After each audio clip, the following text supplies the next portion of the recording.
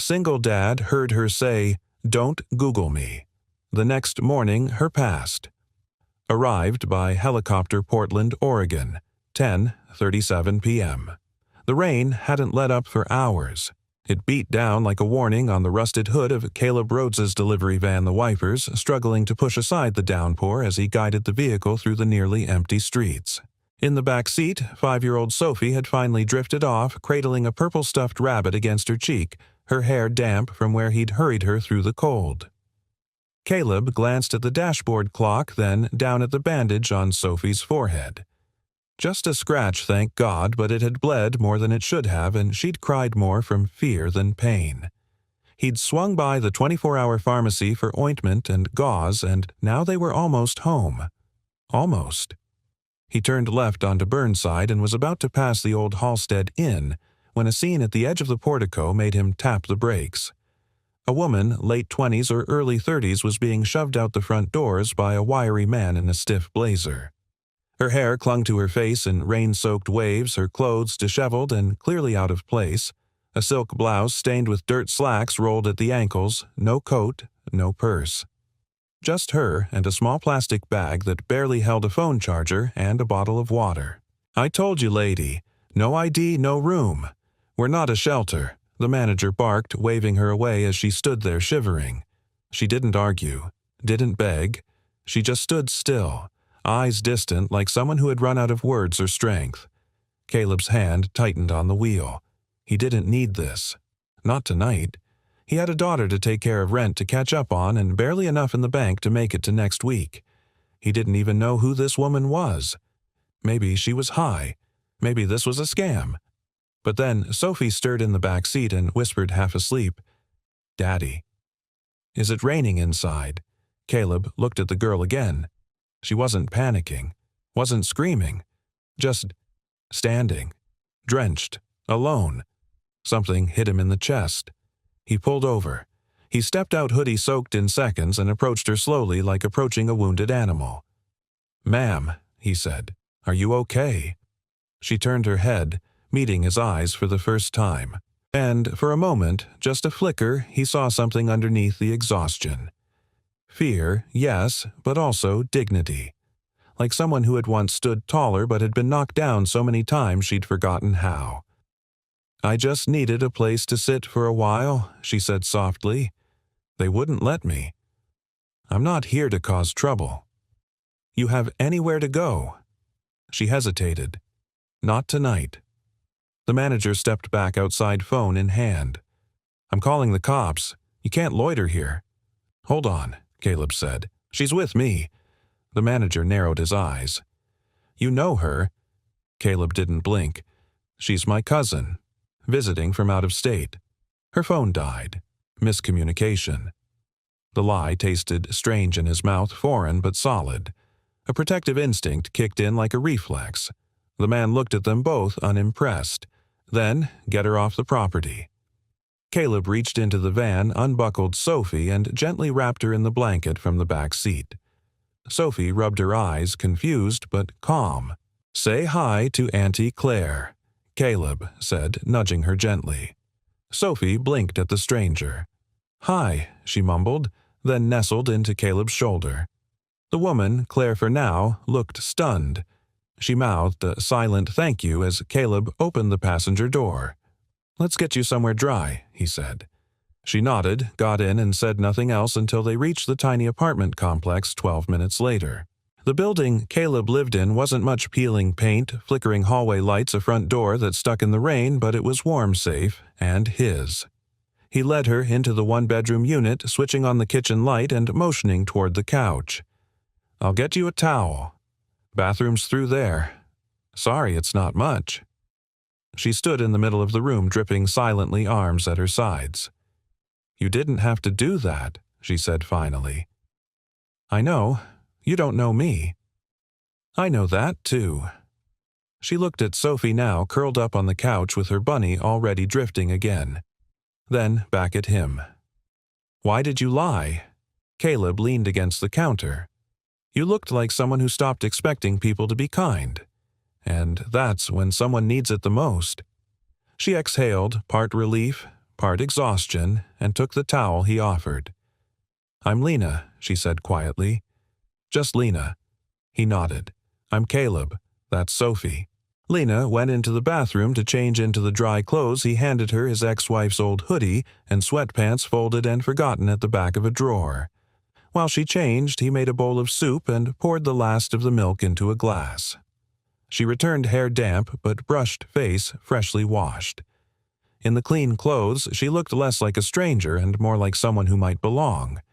She sat at the table and stared down at the food like it was a gift from another world.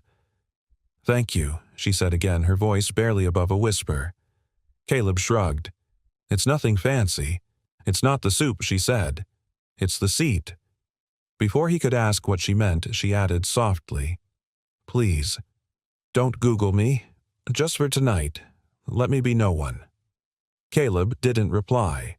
He simply nodded, sat down across from her and passed the spoon. They ate in silence.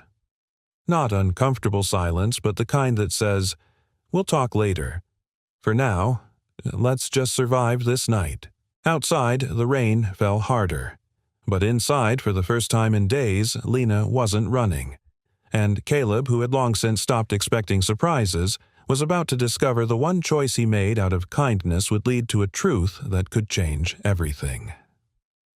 The next morning arrived not with sunlight but with the dull gray of overcast skies pressing against the windows. Portland had a way of softening everything, edges, colors, memories. Caleb stirred awake in the worn recliner near the couch, the blanket still draped over his shoulders, his neck stiff from an awkward night of half-sleep. He turned his head. Lena was still there. She lay curled up under the same blanket Sophie had used last winter, one hand tucked beneath her cheek, the other resting on her stomach. Her face was softer in sleep. The tightness in her jaw had relaxed. For the first time, Caleb could see traces of something else youth maybe. Peace. Or maybe just exhaustion that had finally settled into stillness. Sophie's room was quiet. She'd stayed asleep through the night undisturbed by the presence of a stranger on their couch. Caleb couldn't decide if that meant his daughter was too trusting, or if it was because Lena's presence didn't feel threatening. In truth, it didn't. Not in the slightest. He got up, quietly made coffee and scrambled eggs with the last of the carton. While the pan sizzled, he caught himself glancing at Lena more than once. What was it about her that made his gut twist? Not attraction, though she was undeniably beautiful, but something else. A question that hovered unsaid. Something behind her eyes last night when she said not to Google her. The way she phrased it, "Let me be no one." That wasn't just humility. It was grief. Or guilt. The couch creaked softly as Lena stirred. Caleb didn't look. He wanted her to have the space to rise slowly on her own terms. When she stood and padded into the kitchen barefoot and still wearing the hoodie, she looked around sheepishly. "I slept like a rock," she said. "I hope your daughter wasn't too weirded out." Caleb poured her coffee. "She thinks you're my cousin. You'll probably be invited to her next tea party." Lena laughed a light melodic sound that surprised both of them. She took the mug, carefully wrapping her fingers around it like it might disappear. "I'll be out of your hair soon," she said. "Promise. I just needed one night." Caleb didn't respond immediately. He flipped the eggs onto 2 plates and motioned for her to sit. "You want ketchup?" She blinked. "For eggs?" He smirked. "We're an unapologetically ketchup-on-eggs household."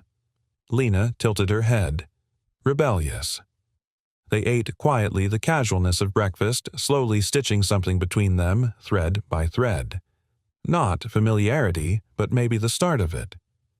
"You from Portland?" Caleb asked. "No." Her tone shut that door quickly, but she softened. "Somewhere warmer. Somewhere where people usually don't make room for strangers. Not a fan of rain. Then I used to love it. I think I still do, just not when it follows you everywhere you go." That line stayed with him. She wasn't just passing through. She was running. "Lena," he said slowly, "you don't have to tell me anything you don't want to. But you should know. I'm not looking to report you. or fix you, or expect anything. She set down her fork and looked at him with the kind of clarity that left no room for misunderstanding. I believe you. They sat for a moment in that strange calm. Then Sophie padded out of her room, half-asleep Bunny dragging behind her. Auntie Claire, she mumbled, still using the name from last night. You stayed, Lena gave a gentle smile. Only until you kick me out? You can't go yet. We have waffles on Sundays, Sophie declared. It's Thursday, kiddo, Caleb reminded gently. Then we wait, Sophie said simply before curling onto Lena's lap like it had always been hers to take. Caleb stared. Lena hesitated for only a moment before wrapping her arm protectively around the child, resting her cheek lightly on Sophie's tangled curls. It was the most natural thing in the world. And somehow, the most unnatural, this stranger, this woman with no past and no name, that checked out sitting in the heart of his little world as if she'd always belonged there. After Sophie had wandered back to her room to find her crayons, Caleb started clearing the dishes. Lena rose to help, but Caleb stopped her with a hand on her wrist. You don't have to rush off, he said. You can stay one more night, just if you want. She looked down at where his hand rested. Not offended, just thoughtful. You don't know what you're offering, she said more to herself than to him. I'm offering you a place to breathe, he replied quietly. That's all. That afternoon, Caleb went out to finish his deliveries, reluctantly leaving Sophie and Lena behind. But when he returned that evening, the apartment had changed. Not drastically, just in little ways. The kitchen had been cleaned. Sophie's toy bin reorganized. The window above the sink had been fixed to actually close, fully something Caleb had meant to do for months. On the table sat a folded note. I'm not good at being still, but I want to try. Thank you for the pause. L. She hadn't gone. She was just out walking with Sophie, who insisted Lena see the duck pond a few blocks away. When they returned, cheeks pink from wind and laughter, Lena handed Caleb a bag of groceries. I figured ketchup on eggs guy could use actual food, she said. Caleb chuckled and held the bag like it was a bouquet of roses. I might propose. Hold that thought, she teased, but her eyes flickered vulnerable for a heartbeat. It was the first time he saw her hesitate before smiling, like her heart wanted to believe this was okay but hadn't caught up yet. Later, after Sophie fell asleep and the city quieted down, Caleb handed Lena a blanket and a pillow, but she didn't take them right away. She stood by the window looking out into the night. The rain had returned light and persistent, tapping against the glass like a memory. When I said not to Google me, she said, voice barely above a whisper. It wasn't just a request. Caleb didn't speak. He waited. She turned to him. It's a warning. Then she climbed onto the couch, curled beneath the blanket, and closed her eyes. Caleb stayed standing for a long while, staring at her. And though she'd just warned him, he realized he still wasn't afraid. The days that followed fell into a rhythm Caleb hadn't expected, and he wasn't sure if it comforted or unnerved him. Lena stayed. Not indefinitely, not with declarations or promises, she simply didn't leave. She made the couch hers with a kind of unspoken grace, folding the blanket neatly every morning, setting her cup in the sink without needing to be told, and keeping out of his way when he rushed out for early shifts. But at night, when the apartment lights dimmed and Sophie's breathing steadied into sleep, Lena would sit at the kitchen table with a mug of tea, barefoot, her hair tied up messily, flipping through Sophie's picture books as if they were scripture. Sometimes she hummed softly, old jazz tunes or maybe lullabies, and sometimes when she thought no one was listening, she whispered lines to herself, not prayers, not regrets. They sounded like instructions or reminders. One breath at a time. No headlines, no past. On the third night, Caleb came home later than usual, drenched from a surprise storm. He kicked off his boots at the door and paused when he saw the scene before him. Lena and Sophie were sitting cross-legged on the floor, surrounded by paper cranes and magazine scraps. Sophie was giggling uncontrollably while Lena, with a ridiculously serious expression, attempted to teach her how to fold a swan. "It's not working," Sophie declared through a hiccup of laughter. "You're trying to make it fly before it learns to stand," Lena replied mock-stern. "Try again." Caleb leaned against the doorframe, watching the two of them like a man watching a dream he didn't remember asking for. "You're corrupting my child," he said finally. Lena glanced up unfazed. She already insisted the paper crane's name is Captain Ketchup, so I think she was corrupted long before I arrived. He chuckled, dropped his keys on the counter, and toed off his socks. Fair enough. Later, as Sophie dozed in her room, Caleb found Lena refilling the kettle. He pulled 2 mugs down from the cabinet without asking, setting them beside her. "I thought you didn't like rain," he said. "I don't. But your daughter does. She said the ducks look happier when they're wet." Lena smiled faintly, then added, "I think she sees things most people miss." Caleb nodded. "She gets that from her mom." Lena's eyes flicked toward him, curious but restrained. "You never talk about her." "She left," he said simply. "Moved to Denver 2 years ago. Sophie was 3. Said the pace here made her feel invisible. And you stayed." He shrugged. Someone had to be visible to Sophie. Silence settled between them, comfortable but thick with everything unsaid. "You're not what I expected," Lena admitted. "And what did you expect someone who would ask questions? Try to solve me." Caleb gave a slow, tired grin. "I'm a single dad, Lena. I solve spilled juice and overdue bills. The rest I let be." She studied him, eyes darker than usual. "I spent years in rooms where no one spoke to me like I was human. They spoke to my name, my portfolio, my last press quote." Her voice cracked just slightly. "You never even asked for a last name. Didn't think I needed it." That truth hung between them, strangely tender. Lena reached into her pocket and pulled out something small, a charm no bigger than a dime. It looked like a token from an old subway system. She placed it on the table between them. "I used to carry it on every flight," she said. "My dad gave it to me when I got my first investor meeting. Told me I'd need something to remind me where I started." Caleb didn't pick it up. He just looked at it with quiet respect. "Do you still need it?" "Some days," she whispered. "Today, maybe not as much." The moment was interrupted by a soft knock at the door. They both froze. "Expecting someone?" Lena asked quietly. "No." Caleb crossed to the door and opened it cautiously. Mrs. Ortega, their elderly neighbor from 4B, stood there with a Tupperware container in hand and a smile that had too much knowledge behind it. "I made too much rice," she said in her thick accent, pushing the container into his hands. Then she leaned in, glancing past him at the warm light and the sound of distant paper cranes fluttering. "Your new tenant, she's very pretty." "She's not." Caleb started, but she winked. "I didn't ask," she said, and shuffled off her orthopedic shoes, squeaking against the hall tile. He turned back inside to find Lena raising an eyebrow.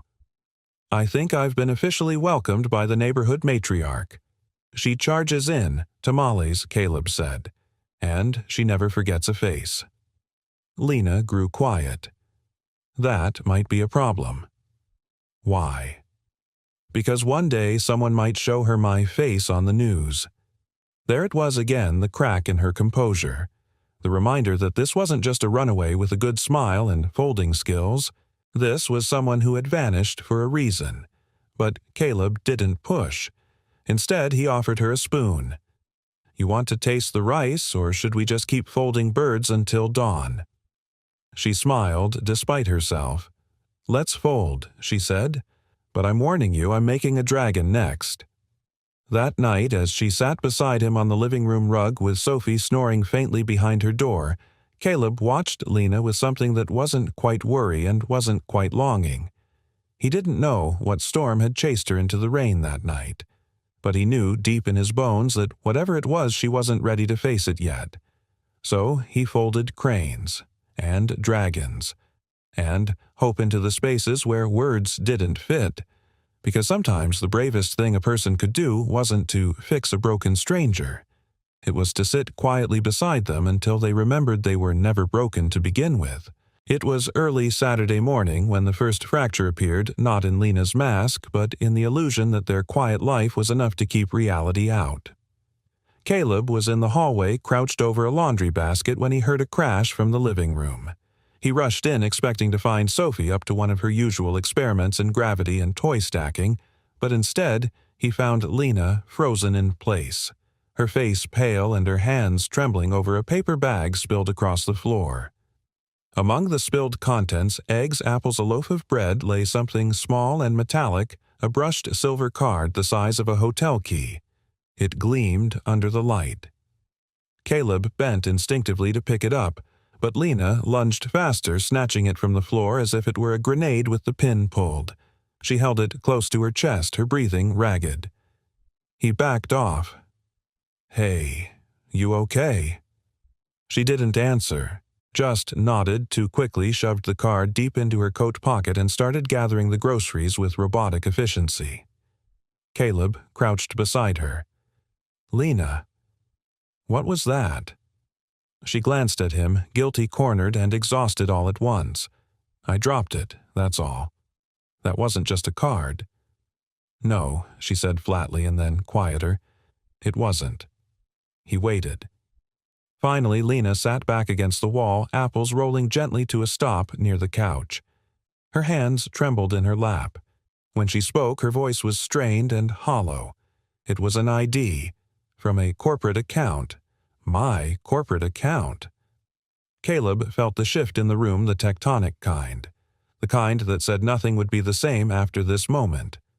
He sat across from her, elbows on his knees, calm and steady. "You told me not to Google you," he said. "I did." "I didn't." Lena looked up at him, then startled. "I never Googled you. Not once. I figured if someone says that kind of thing, they've either lost something or run from something. Either way, they deserve peace." Her eyes welled up, but she blinked fast, refusing to cry. "I didn't expect to stay this long," she whispered. "Didn't think you'd let me." "I didn't let you," Caleb said softly. "You just fit. That broke something." She exhaled sharply, a sound between a sob and a laugh, and covered her mouth. Her voice came out low-laced with the kind of pain that comes from trying too hard for too long. "My name is Elena Victoria Marquette," she said. "I was the youngest venture partner at Solace Capital. I ran 3 major funding rounds for emerging tech in under 2 years. I was on the cover of Forbes before I was 30. I gave TED Talks. I wore gowns that cost more than this apartment's annual rent. And none of it felt like mine." Caleb didn't move. He didn't need to. She was already unraveling, and she didn't need pressure, just space to keep going. "I started waking up at 3 a.m., gasping for air. I was surrounded by people, but I'd never felt lonelier. Every decision was watched. Every smile cost something. I had a fiancé I didn't love and a life curated by publicists." She paused, jaw clenched. "So I walked away. No note, no press statement. Just silence. I bought a prepaid phone, withdrew cash in small amounts, and started moving. Hotels, buses, anything anonymous. And then you ended up outside the Halstead," Caleb said quietly. She nodded. "I ran out of cash. They wouldn't let me stay. I was ready to sleep on the sidewalk when you showed up." Silence followed. Not awkward, but weighty. Lena looked up at him, her voice trembling. "You think I'm insane?" "No," Caleb said without hesitation. "I think you were drowning. And now I think you're still figuring out how to breathe again." Lena wiped her face, managing a shaky laugh. "That's a poetic way of calling me a hot mess." "Everyone's a hot mess in their own way," he said. "But most don't have the guts to leave a cage they built themselves." He stood and offered her a hand. She took it. That night, Caleb found himself sitting at the table alone after Sophie had gone to sleep. Lena had gone for a walk, something she rarely did after dark, but she said she needed air. On the table sat the silver card. She'd left it there without comment next to the origami swan Sophie had made her. He didn't touch it. When she returned, her cheeks were red from wind, her coat zipped to her chin. She paused when she saw him still awake. "I thought you might have used it," she said. "Not my story to read." "I almost hope you would," she murmured. "Then I wouldn't have to keep pretending I'm still no one." Caleb stood and walked over to her. He didn't touch her, just looked at her the way someone might look at a house after a storm, relieved it was still standing, aware that rebuilding takes time. "You're not no one," he said. "But you don't have to be Elena Marquette here. Just be Lena. Just be—" "Okay." She didn't cry this time, but she nodded, slow and deep, like something heavy had shifted inside her. As she curled up on the couch later that night, she whispered something he almost missed. "Thank you for not saving me like I was broken." And Caleb, lying awake on the other side of the room, whispered back just as softly, "You never were." Sunday morning arrived quiet and cold, the kind of gray Portland sky that never made promises. Caleb woke up to the scent of coffee, but no sound. No soft humming, no clink of mug against counter, no whispered conversation between Lena and Sophie at the kitchen table like the past few mornings. Just silence. He pushed off the blanket and stood, glancing instinctively toward the couch. It was empty. The pillow was fluffed, the blanket folded. The space where Lena had curled herself into the rhythm of their lives gone. His heart sank before his brain caught up. He checked the bathroom. Empty. He peeked into Sophie's room. She was still asleep, her bunny tucked under one arm, her other hand curled in the loose fist of a dreamer. He moved through the apartment like someone searching for a missing photograph, something he knew had been there but now doubted ever existed. Then he saw it. A piece of paper folded neatly and placed under the salt shaker on the table. His name written in small, neat letters. Caleb. He unfolded it slowly, the paper soft and warm from being held. "I wish I were the kind of person who knew how to say goodbye without leaving in silence. But I'm not. I've never been good at exits. You gave me space to breathe, Caleb. More than anyone ever has. And I'm terrified that if I stay longer, I'll start to believe I deserve it. I didn't disappear because I didn't care. I disappeared because caring scared me more than being forgotten. Thank you for everything. For breakfast.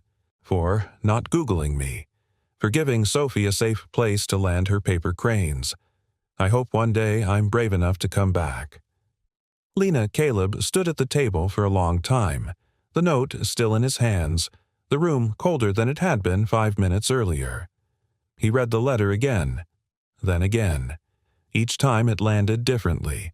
Disappointment, confusion, a strange sense of loss, as if she'd been some mirage in a desert he never knew he was crossing. Then came the quiet anger, not the loud, punching-the-wall kind, but the ache of knowing you offered someone your trust and they didn't know how to hold it. He spent the day in motion. That was what he did when things didn't make sense. He cleaned out the hall closet, fixed the cabinet hinge that had been squeaking for a month, took Sophie to the park, though the air was still too sharp for swinging. She asked where Auntie Claire was. Caleb said she had to go help a friend. Sophie didn't ask more. She just stared out the window on the drive home, her face pressed to the glass. That night, after Sophie had gone to sleep and the apartment was quiet again, Caleb sat alone at the table, Lena's note in front of him. He could feel her absence like a missing heartbeat. He had let her in, truly in, and she'd vanished. He didn't blame her, but he also didn't understand why someone who wanted to disappear would leave a piece of themselves behind. He picked up a pen. "You left without a goodbye, so I'll leave this without expectation. I don't know where you're going. I don't know what you're running from or what you're trying to outrun inside yourself. But I hope you know this. You didn't have to earn the space you took up here. You didn't have to pay rent in paper cranes or scrambled eggs. You didn't have to prove anything. You were enough exactly as you were, and you always will be. Caleb." He folded the letter and slid it into the small drawer in the coffee table. He wasn't mailing it. He wasn't chasing anyone, but it was there just in case. The next morning, the apartment felt off. He burned the toast, spilled the orange juice, forgot to pack Sophie's mittens. He told himself it was just another Monday, but his body knew better. While Sophie was at preschool, he passed the Halstead Inn on his delivery route. He didn't mean to slow down, but he did. Out of habit, out of hope. The same manager stood behind the desk, scowling at his clipboard. "Hey," Caleb said, stepping inside with a package. The man looked up unimpressed. "Drop it at the front." "What? I'm just curious," Caleb said. "You remember the woman you kicked out a week ago, tall dark hair soaking wet?" The manager's face pinched. "I remember a lot of things. You her boyfriend or something?" "No," Caleb said honestly. "Just someone who didn't like seeing people thrown away." The man scoffed. "Lady didn't have ID. Said she forgot her name. People like that. They're ticking bombs. No one normal just disappears like that." Caleb's jaw tightened. Sometimes people leave because they've been surrounded by noise too long and need a place where silence doesn't feel like a threat. The manager rolled his eyes. Caleb left the package, walked out, and didn't look back. That night, after putting Sophie to bed, Caleb sat in the living room with the lights low and the silence loud. He didn't expect her to return. He didn't dare hope for it. But he couldn't stop thinking of the way Lena had looked when she first stepped into his apartment, drenched, exhausted, but still quietly composed. And the way she had started to laugh, fold paper cranes, make lists on sticky notes, find rhythm in their life. She'd let herself soften. Just for a moment. That wasn't nothing. Sometimes people didn't leave because they didn't care. Sometimes they left because they did. The next morning, a blue origami crane sat on his doorstep. No note, no name. Just folded paper creased by hands he knew too well. He picked it up gently and smiled. It was a Wednesday afternoon when the sky finally cleared after a week of endless drizzle, and Caleb felt, however briefly, that things might return to some kind of balance. Not normal. Normal had left when Lena did. But stable, at least. Sophie was napping on the couch, one arm dangling over the side, her bunny still tucked under her chin. Caleb had just returned from a double shift, his boots damp back sore and stomach empty. He barely noticed the black SUV idling at the curb until the knock came. It was sharp. 3 short raps. Not neighborly, not polite. He opened the door cautiously. A man stood on the porch in a pressed charcoal suit, his tie anchored with a gold pin. His hair was slicked back and he wore an earpiece, a detail that made Caleb's gut tighten before the man even spoke. "Mr. Rhodes." Caleb nodded slowly. "Yeah. Can I help you?" The man's face didn't move. "My name is Grant Whitaker. I'm the director of private security for Marquette Holdings." The name struck like a dropped wrench in the pit of his stomach. Whitaker continued.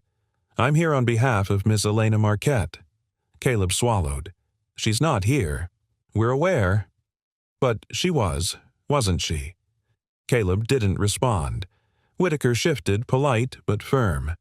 "She's not in any legal trouble. In fact, quite the opposite. Her absence caused considerable disruption. Her board convened an emergency session last week. The media's been circling. Her father's in Zurich trying to negotiate a tech merger while fielding questions about a runaway daughter." Caleb crossed his arms. "So, what do you want from me?" The man didn't blink. "Ms. Marquette asked us to find you, not to interrogate. She simply said, 'Let him know I'm safe and that I never forgot the note he didn't send.'" That stopped Caleb cold. "How did you even find me?" The vehicle she borrowed had GPS backup even when powered off. She disabled the obvious tracker, but we always install redundancies. "Of course." Caleb didn't know whether to be impressed or horrified. Whitaker reached into his jacket and produced a small white envelope. "She asked that I give you this. Personally." Caleb took the envelope with hesitation. It was plain his name scrawled across the front in handwriting that already felt like memory. He didn't open it.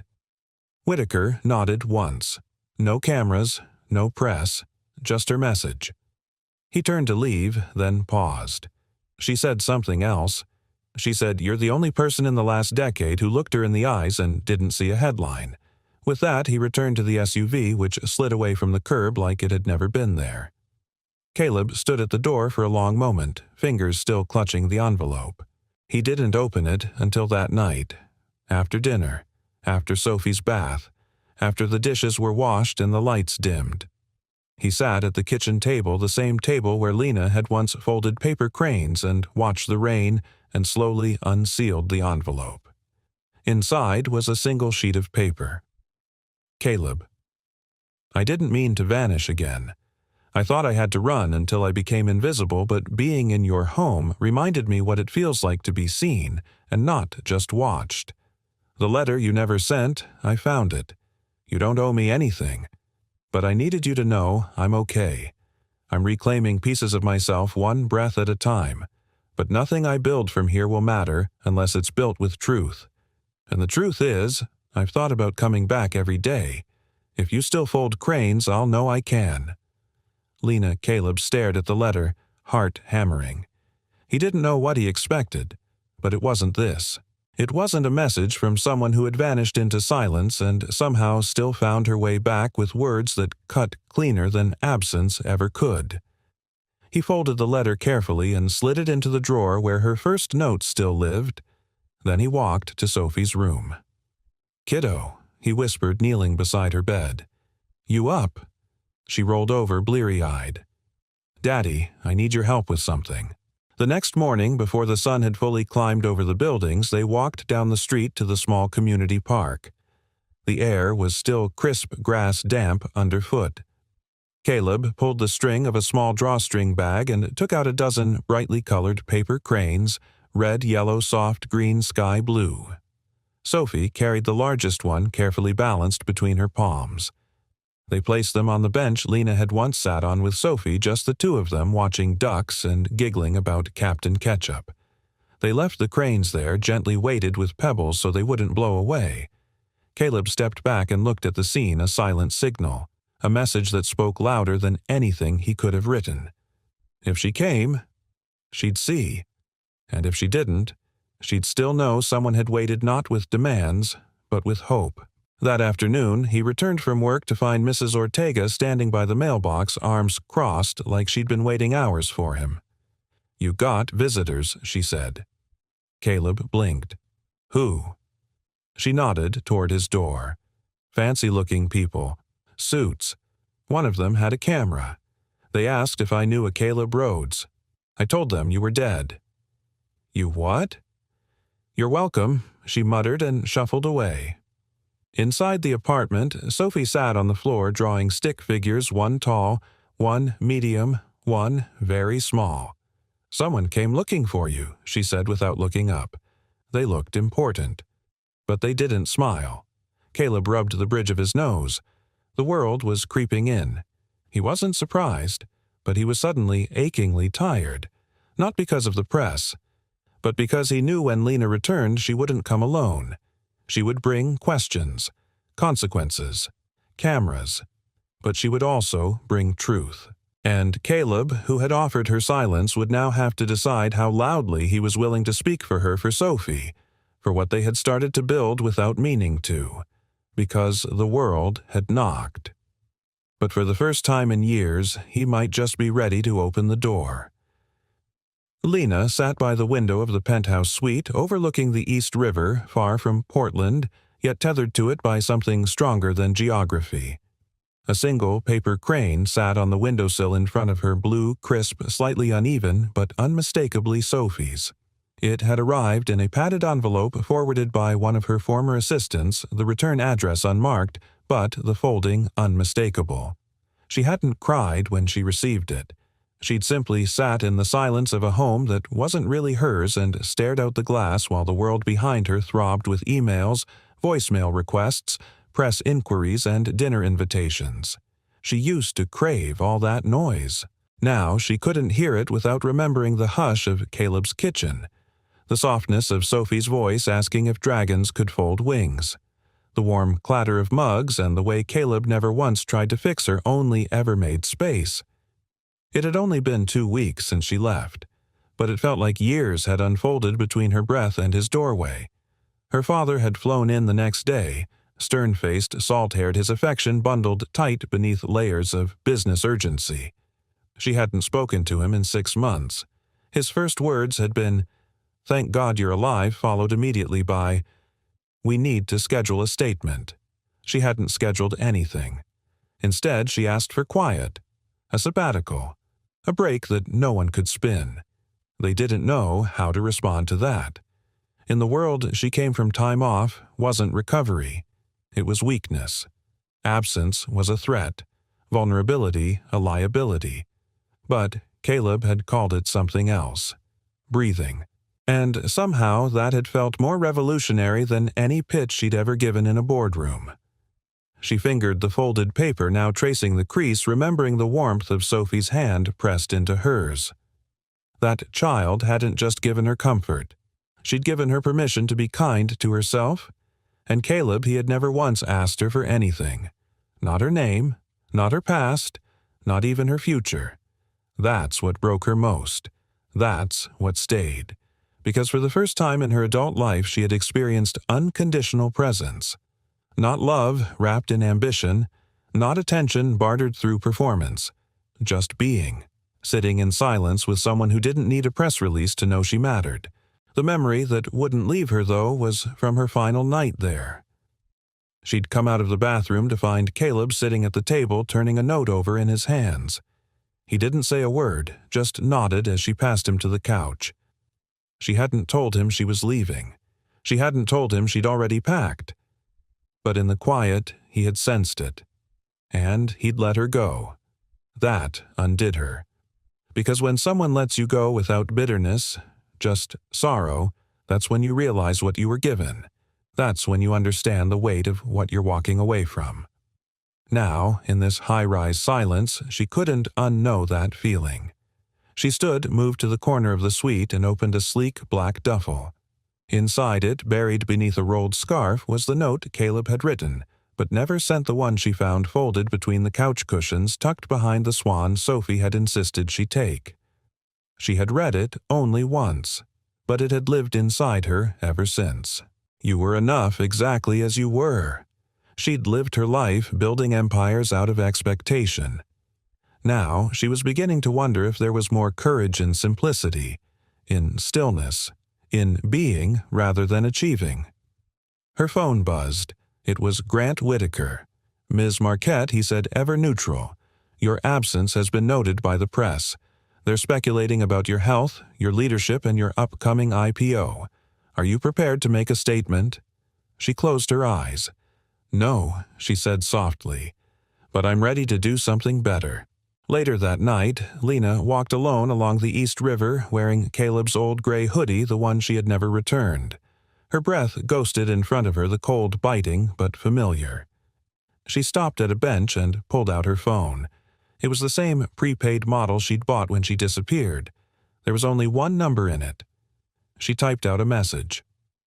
"You told me I didn't have to earn the space I took up, so I'm coming back not to explain, not to hide, just to stand in that space, if it's still there." She didn't press send right away. She stared at the message like it was a truth too big for a screen. Then, slowly, she tapped the button. Sent. No fanfare, no security team, no PR consultant. Just her. Across the country, Caleb had just finished tucking Sophie into bed. He stood by the window sipping lukewarm coffee, watching shadows crawl across the street. He hadn't expected to hear from her again. He'd made peace with that, at least the kind of peace that doesn't sleep soundly but survives. His phone buzzed once. He picked it up, read the message. Twice. Then he sat down, smiled, and whispered almost to himself, "It's still here." In a drawer nearby, he pulled out a small box of paper, the same origami set Sophie had insisted they buy just in case. He folded a single white crane, placed it on the windowsill, and left the light on. Somewhere between regret and hope, he waited not for rescue, not for answers, but for the woman who had once whispered, "Don't Google me," and was now brave enough to say, I'm coming home. The news broke on a quiet Thursday morning. Caleb hadn't even poured his first cup of coffee when the buzz started his phone vibrating with messages, a ping from an old coworker, a missed call from a number he didn't recognize. He brushed it off at first. Portland moved slowly. There was always something buzzing louder than it needed to. But when he stepped out to grab the mail, Mrs. Ortega met him in the hallway with a tight, meaningful look. "You've seen it?" she asked, handing him his newspaper with a yellowed finger. Caleb frowned. Seen what she tapped the front page with the corner of her cane? And there it was. Runaway billionaire reemerges with message of humanity and the man who helped her disappear. His eyes scanned the photo. There she was, Lena sitting across from a suited journalist in a bare sunlit room. No makeup, no styling, just Lena speaking plainly. Raw. Real. Below her image, "I didn't disappear. I just remembered who I was before everyone told me who to be." And the worst or best part, she had said his name. "I stayed with a man named Caleb Rhodes. He didn't ask who I was. He didn't Google me. He just gave me tea and a blanket and space to breathe. For the first time in my life, I wasn't a company. I was just a person, and someone saw me." Caleb stood still in the hallway, the words sinking in like cold rain on bare skin.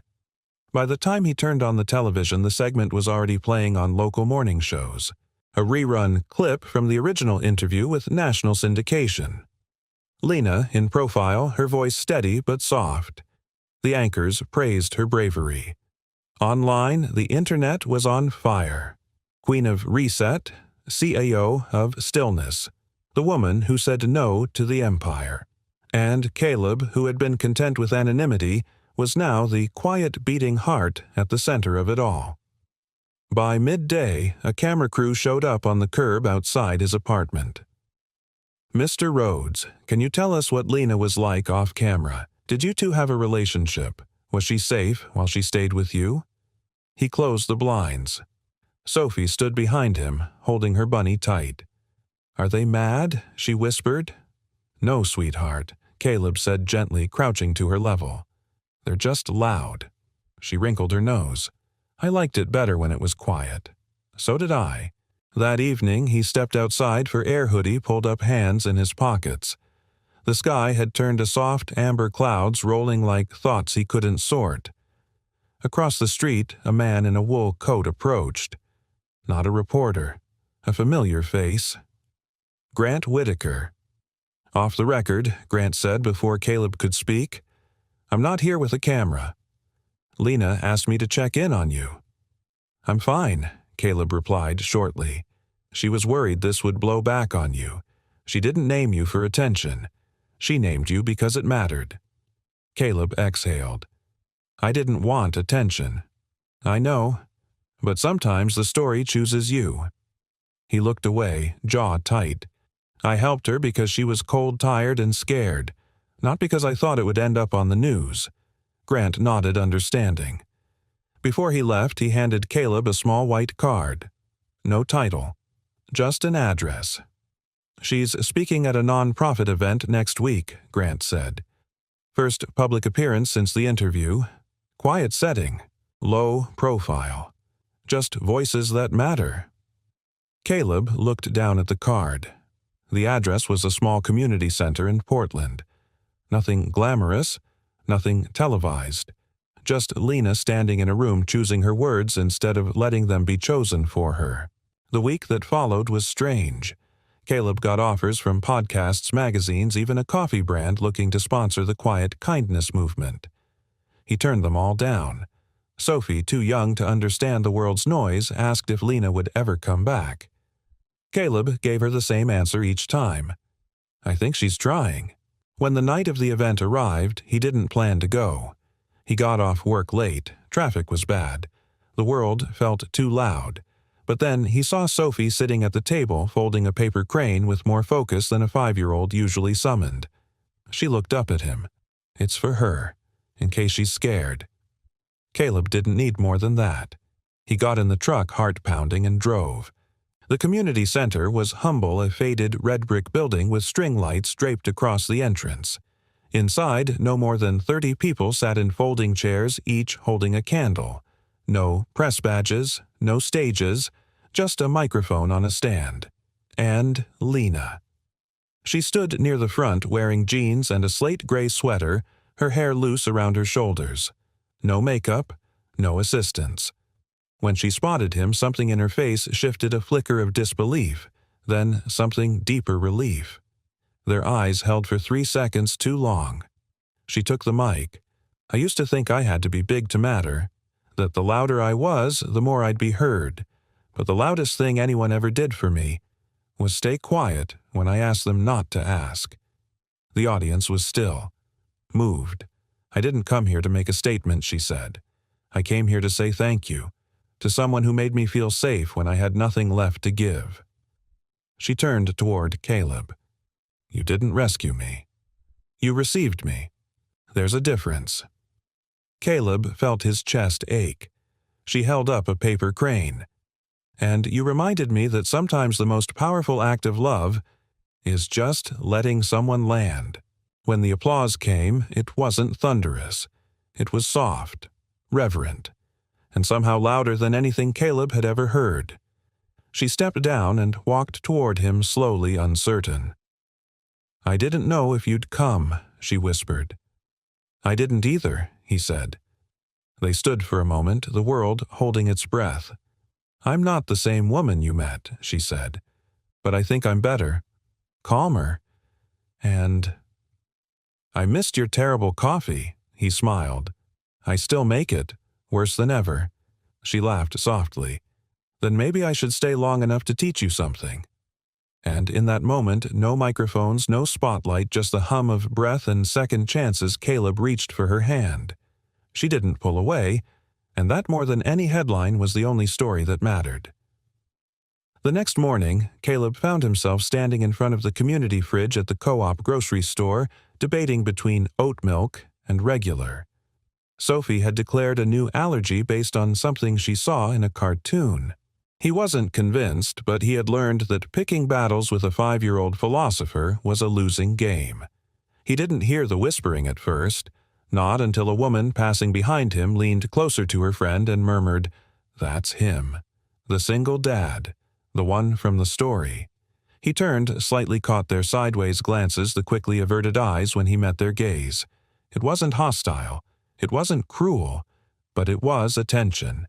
And Caleb had never craved to be seen like that. He paid for the groceries and left without incident, but the air outside felt heavier than when he entered. The truth was, he'd given up the illusion that things would go back to the way they were. Lena's truth, spoken in her own words, yes, had cast ripples he hadn't fully anticipated. He stepped into the apartment just as Sophie called out from the living room, "Daddy, she's here." At first his chest seized, but then he heard the light knock at the door gentler than last time. No cameras. No commotion. He opened it to find Lena standing in jeans and a pale blue sweater, hair loose, her shoulders a little more relaxed than the last time they stood face to face.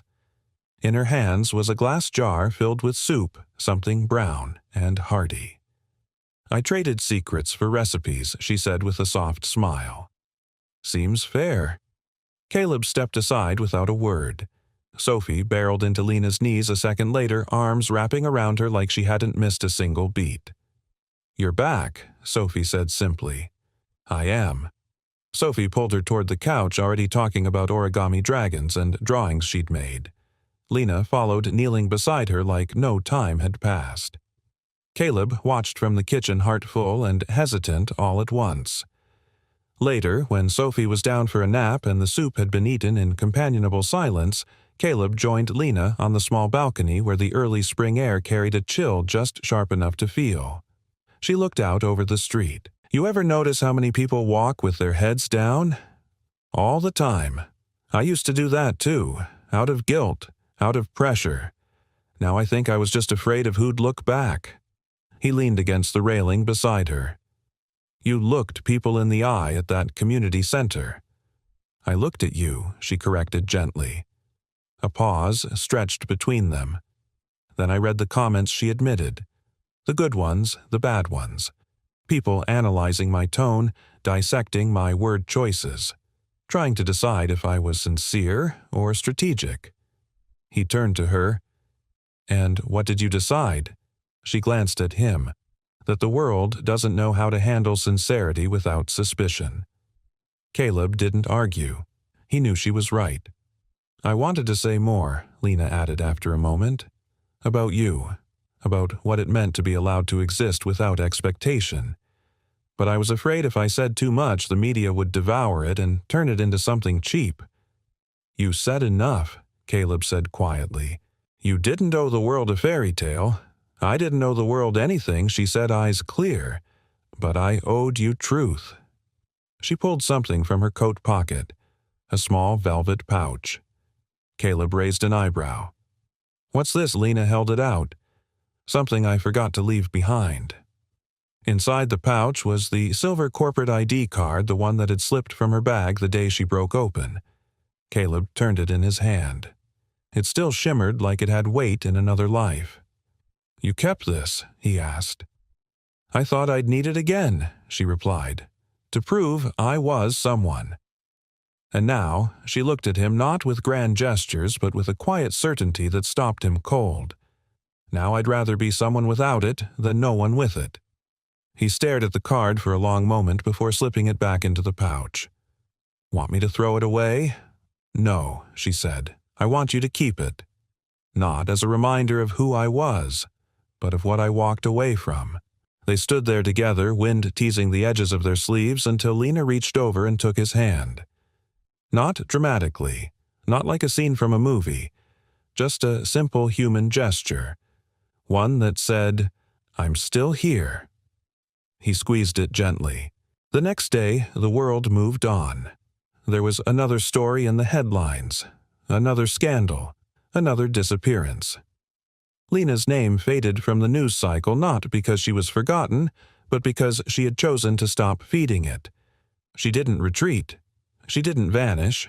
Instead, she began showing up in small ways, volunteering at the library's literacy program, helping Sophie's preschool paint murals on its cracked walls, sitting beside Caleb at city council meetings about affordable housing. She didn't wear power suits. She wore canvas sneakers and smiled at strangers. And one Saturday morning, while they were planting flowers outside the community center, a woman approached her. "You're that CEO, right?" "The one who walked away." Lena stood, brushed dirt from her knees, and smiled. "I'm just Lena," she said. "But yeah, I guess that was me." The woman nodded. "Takes guts." Lena didn't flinch. "Takes kindness," she said. "And someone willing to hold the door open when you've forgotten how to knock." Caleb looked up from the soil, his hands covered in earth, and offered her a quiet nod. Because what the world didn't know, couldn't know, was that behind every viral story, every whispered headline, there are moments that never make it to print. Moments where a single dad and a runaway billionaire sit cross-legged in the dirt, planting something that might one day grow roots so deep. No storm could touch them. And that, Caleb thought, was the only legacy that mattered. The living room was still filled with the golden hue of late-afternoon sun slanting through the blinds. Sophie was asleep on the couch, her knees curled to her chest, a paper crane resting gently in the crook of her elbow. The apartment smelled faintly of tomato soup and toasted bread. Calm, familiar. Lena stood near the window staring out at the street below. Her coat hung over the back of the chair, her phone silenced on the counter. She had turned off every notification weeks ago. There had been a time in her life when a quiet phone would have triggered panic. Now it felt like oxygen. Caleb watched her from the kitchen drying a mug, his eyes tracing the line of her shoulders. She had changed, but not in dramatic ways. She still moved with purpose. Still had moments where silence stretched too long like a tether she was afraid to cut. But there was a softness in her now, like the muscles beneath her armor had finally remembered how to rest. "You're thinking again," he said, placing the mug on the shelf. She turned, smiling slightly. "Always." Want to tell me where you went just now? Lena tucked a strand of hair behind her ear. I had an offer this morning. Caleb straightened. From who? An organization in Seattle, a think tank for sustainable tech policy. Quiet work, behind the scenes, no cameras, good people. He nodded, slowly, waiting. They offered me a position on the advisory board. It's part-time, flexible, but she hesitated. It's in Seattle. The weight of those 3 words filled the room. Do you want it? He asked. I thought I did, she said. 2 months ago I would have taken it without blinking. But now, her voice softened. Now I think about things differently. Caleb walked to the table, pulled out a chair, and gestured for her to sit. She did. I used to chase impact, Lena said, eyes unfocused. Numbers reach headlines. Now I crave presence. This. She looked around the small, imperfect apartment. Breakfast with Sophie. The sound of your truck engine pulling in. Folding cranes on rainy afternoons. He didn't say anything. He didn't have to. But there's a part of me, she added, that still feels like I'm not allowed to stay. Like if I stop moving, I'll rust. Caleb leaned forward. Lena, you're allowed to want a quieter life. That doesn't make you smaller. That makes you honest. She studied his face, his steady eyes, his calloused hands resting loosely on the table. Don't you ever wish for more? She asked. Sure, he said. I wish for more time with Sophie, more sleep, fewer bills. But I stopped measuring my worth by what I didn't have a long time ago. Lena swallowed. And if I stay, you'll be here. That's all I've ever wanted. Her eyes shimmered and she reached across the table, lacing her fingers through his. I don't know how to be someone's anything, she said softly. I've only ever been someone's asset. You're not an asset here, he said. You're a person, and I like who you are when no one's watching. A tear rolled down her cheek. Not from sadness, from relief. He stood and walked around the table, crouching in front of her. You don't have to prove anything, Lena, he said gently. But if you want to be here truly, be here. We'll build something. Together. Quietly. One breath at a time. She laughed through her tears. That's not very ambitious, you know. It's the most ambitious thing I've ever wanted, he said. To live a life that's real.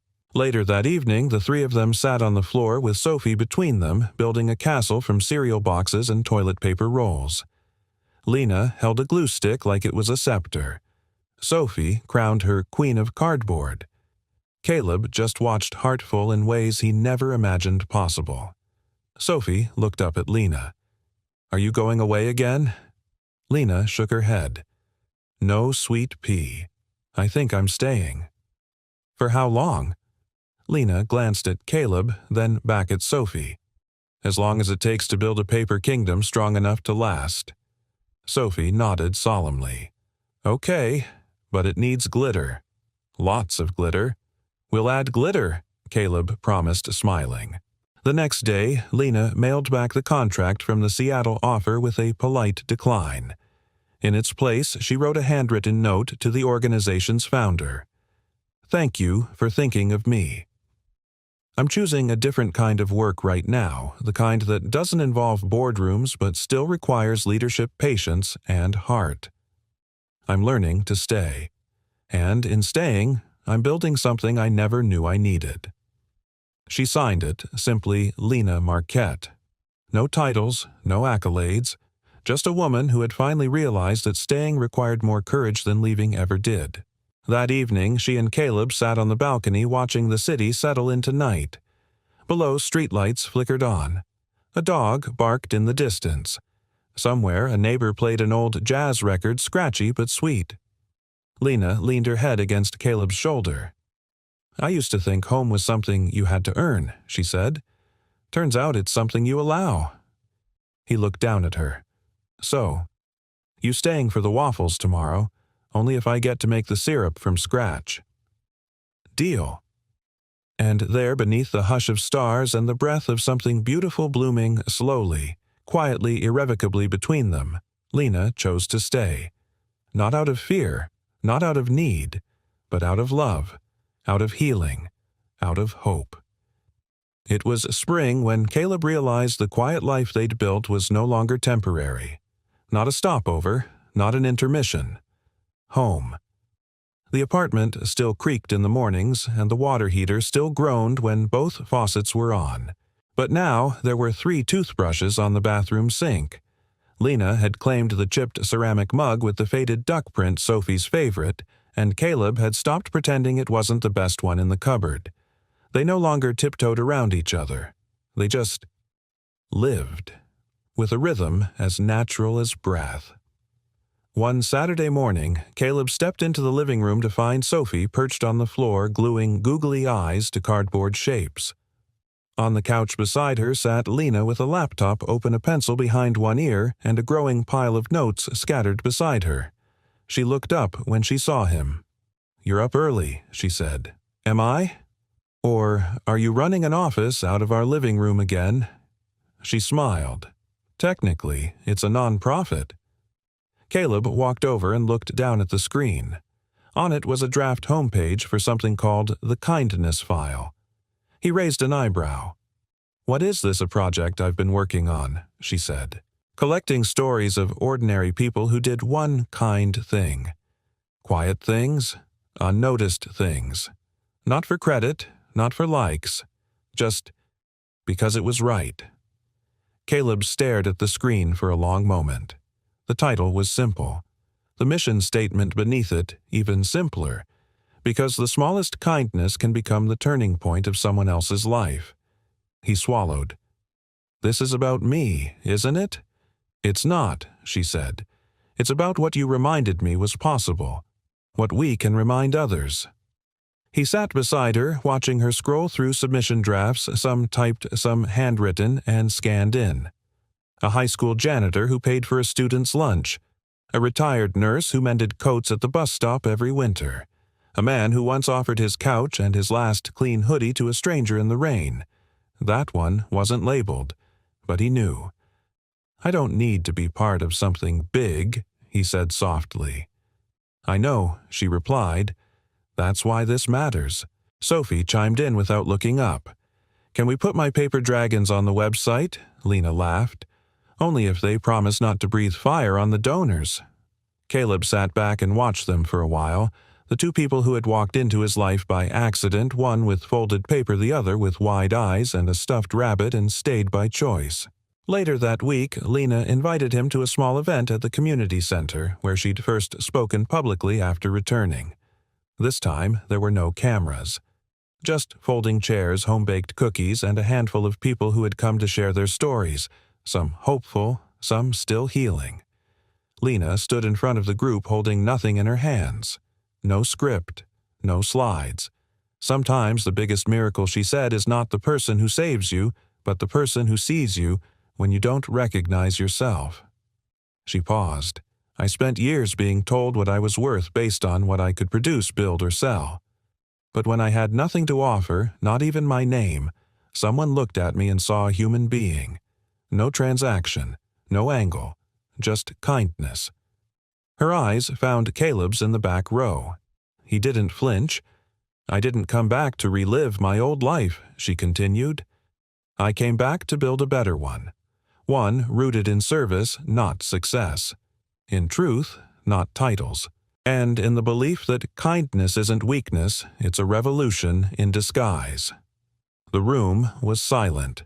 Then someone clapped. Then another. Then all of them. But Caleb didn't clap.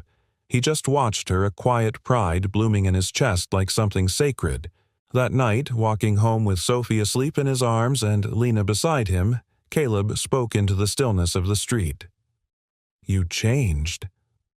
Lena looked over thoughtful. "I thought I had to become someone new to be whole again. And I didn't. I just had to stop hiding." He smiled. "You're good at being seen now." "I'm learning," she said. "With you, I get to learn." They reached the front steps.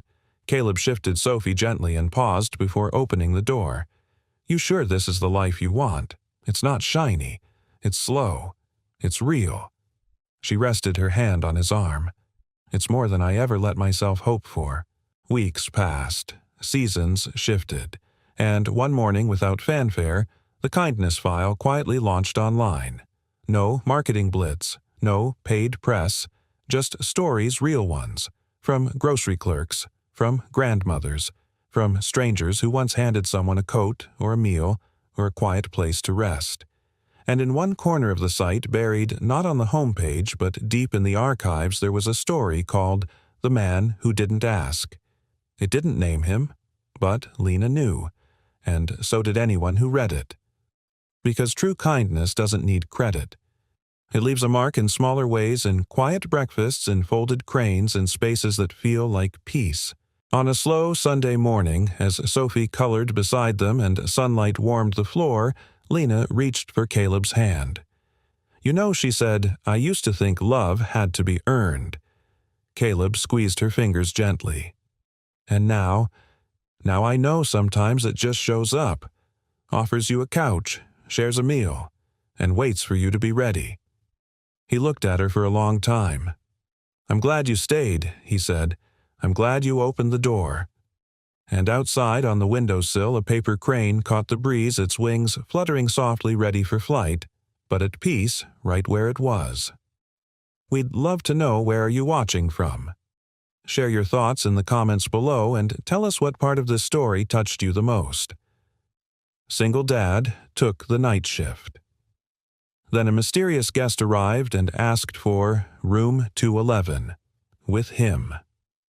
The rain came down in sheets that blurred the edges of the world. From behind the front desk of the Crestwood Inn, David Harper watched as headlights flickered through the downpour, then disappeared behind the soaked curtain of night. He adjusted the thermostat out of habit, even though he knew the lobby was already warm. Behind the desk, the soft glow of a desk lamp cast a cone of light over a photo frame. Lily, 7, beaming in her Halloween fairy costume. A tooth missing. Joy unmistakable. He smiled, but the expression didn't linger. Not on nights like this. David took the late shift most evenings, partly for the quiet, partly because it allowed him to keep Lily in the small staff lounge behind the desk where she did her homework and fell asleep watching cartoons on mute. He checked the time, 10:42 p.m. Late, but not unusually so. Then the front door opened. The bell above chimed delicate and sharp. A woman stepped in from the storm, wearing a long beige coat, now soaked through at the shoulders, her hood partially up, shadows obscuring half her face. She carried no luggage. David stood the hotelier and him switching on automatically. "Evening," he said, soft but clear. "Rough weather tonight. Can I help you?" The woman lowered her hood. Her face was pale, the kind of pale that didn't come from the rain but from something deeper, absence, weariness, something lived in and unshaken. Her eyes, a washed gray blue, were steady but unreadable. She walked up to the counter with the quiet deliberateness of someone who had rehearsed this moment many times. "Yes," she said, her voice calm but distant. "I'd like room 211. Please." David blinked. He kept a mental map of the inn's 16 rooms, most of them basic and forgettable. Room 211 was technically still on the roster but had been unused for years after a burst pipe led to an expensive repair job no one had ever followed through on. Maintenance eventually got the bathroom functional, but for reasons he couldn't explain, they just never reopened it to guests. "I'm sorry," he said slowly. "Room 211 isn't usually rented out. It's not listed." Her gaze didn't waver. "I understand, but I'd still like it. Just for one night, if it's not too much trouble." David hesitated. The computer showed a near-empty registry. No real reason to say no. He studied her again.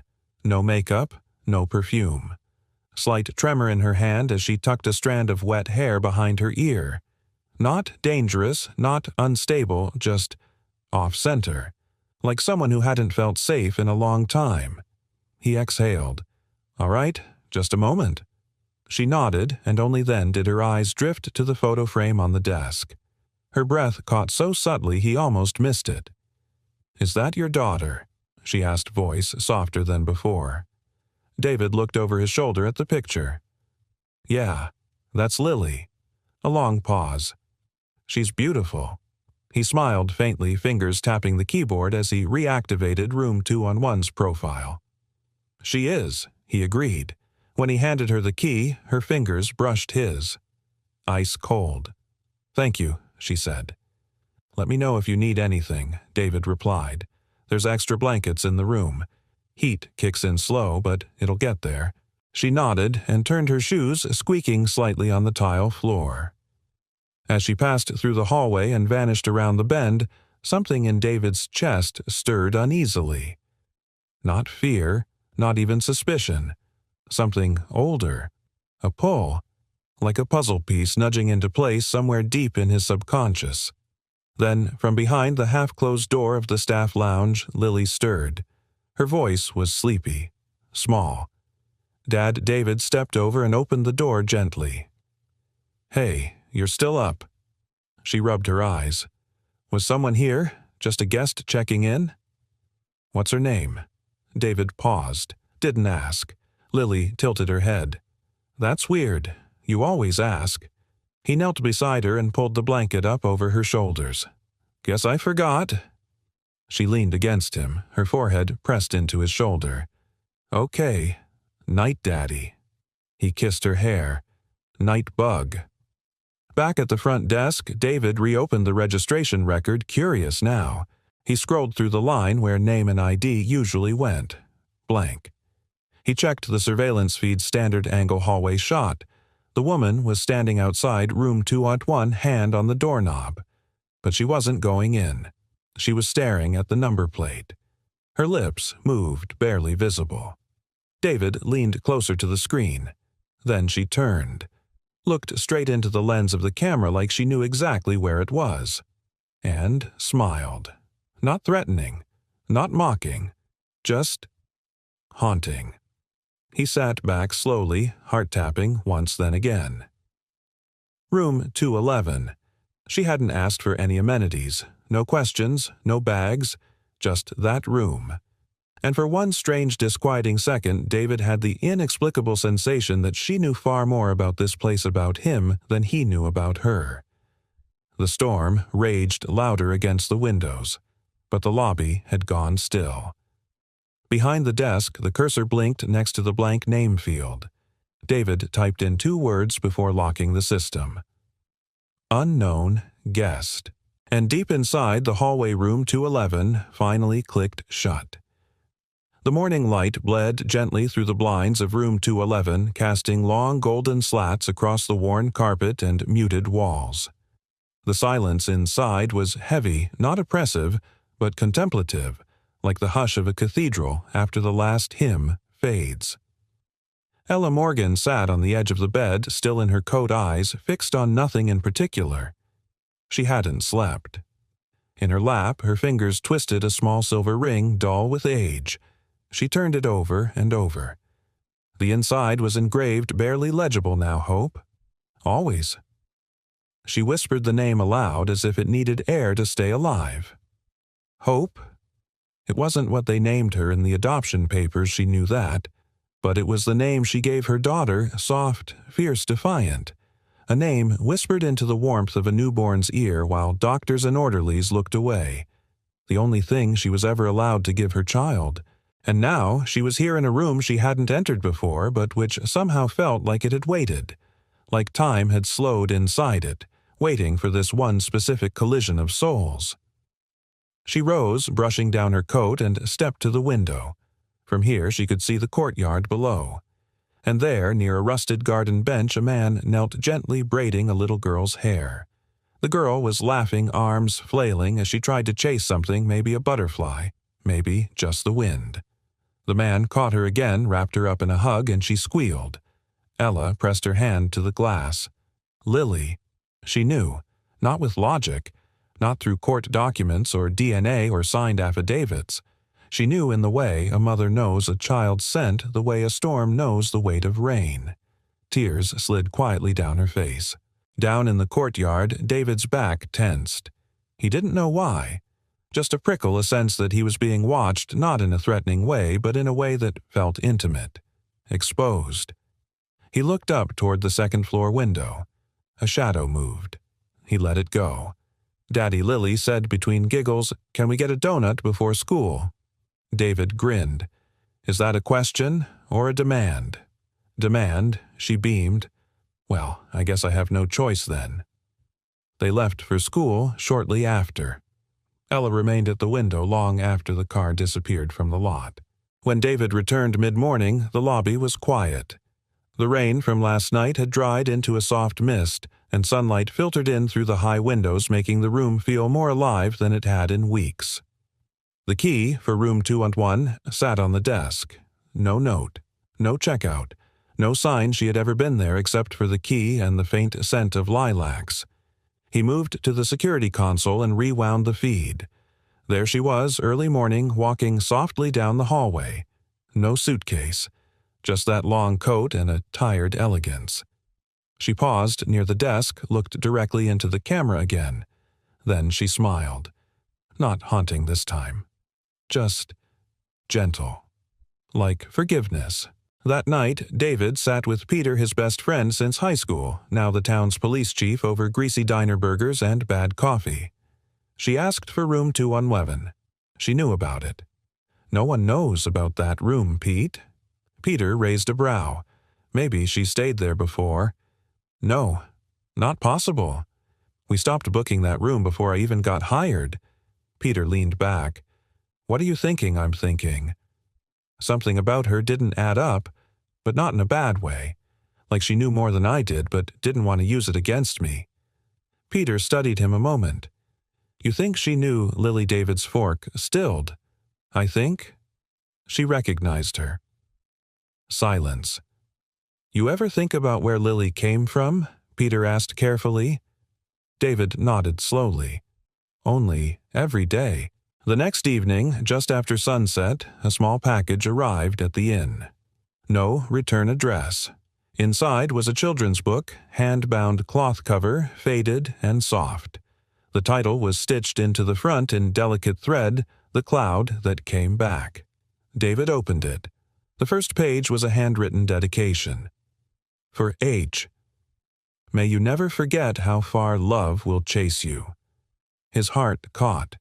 He flipped through pages illustrated with watercolor clouds and forests. A little girl made of mist who gets lost only to be followed through mountains and rivers by a gentle wind that calls her name until she finds her way back.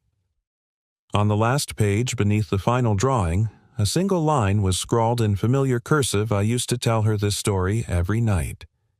David set the book down slowly. Every hair on his arm stood up. He walked to the back room where Lily was drawing on the floor with colored pencils. "Hey, Bug," he said gently. "Got something for you." She looked up, eyes bright. He handed her the book. She held it like treasure, flipped through the first few pages and gasped. "I know this," she said. "I know this story." David's breath stalled. "Where did you hear it?" he asked. "I don't remember. I just do." She hugged the book to her chest. "Can I keep it?" He nodded. "Of course." She disappeared into the lounge with it. David stood frozen in place. It wasn't possible. But it was.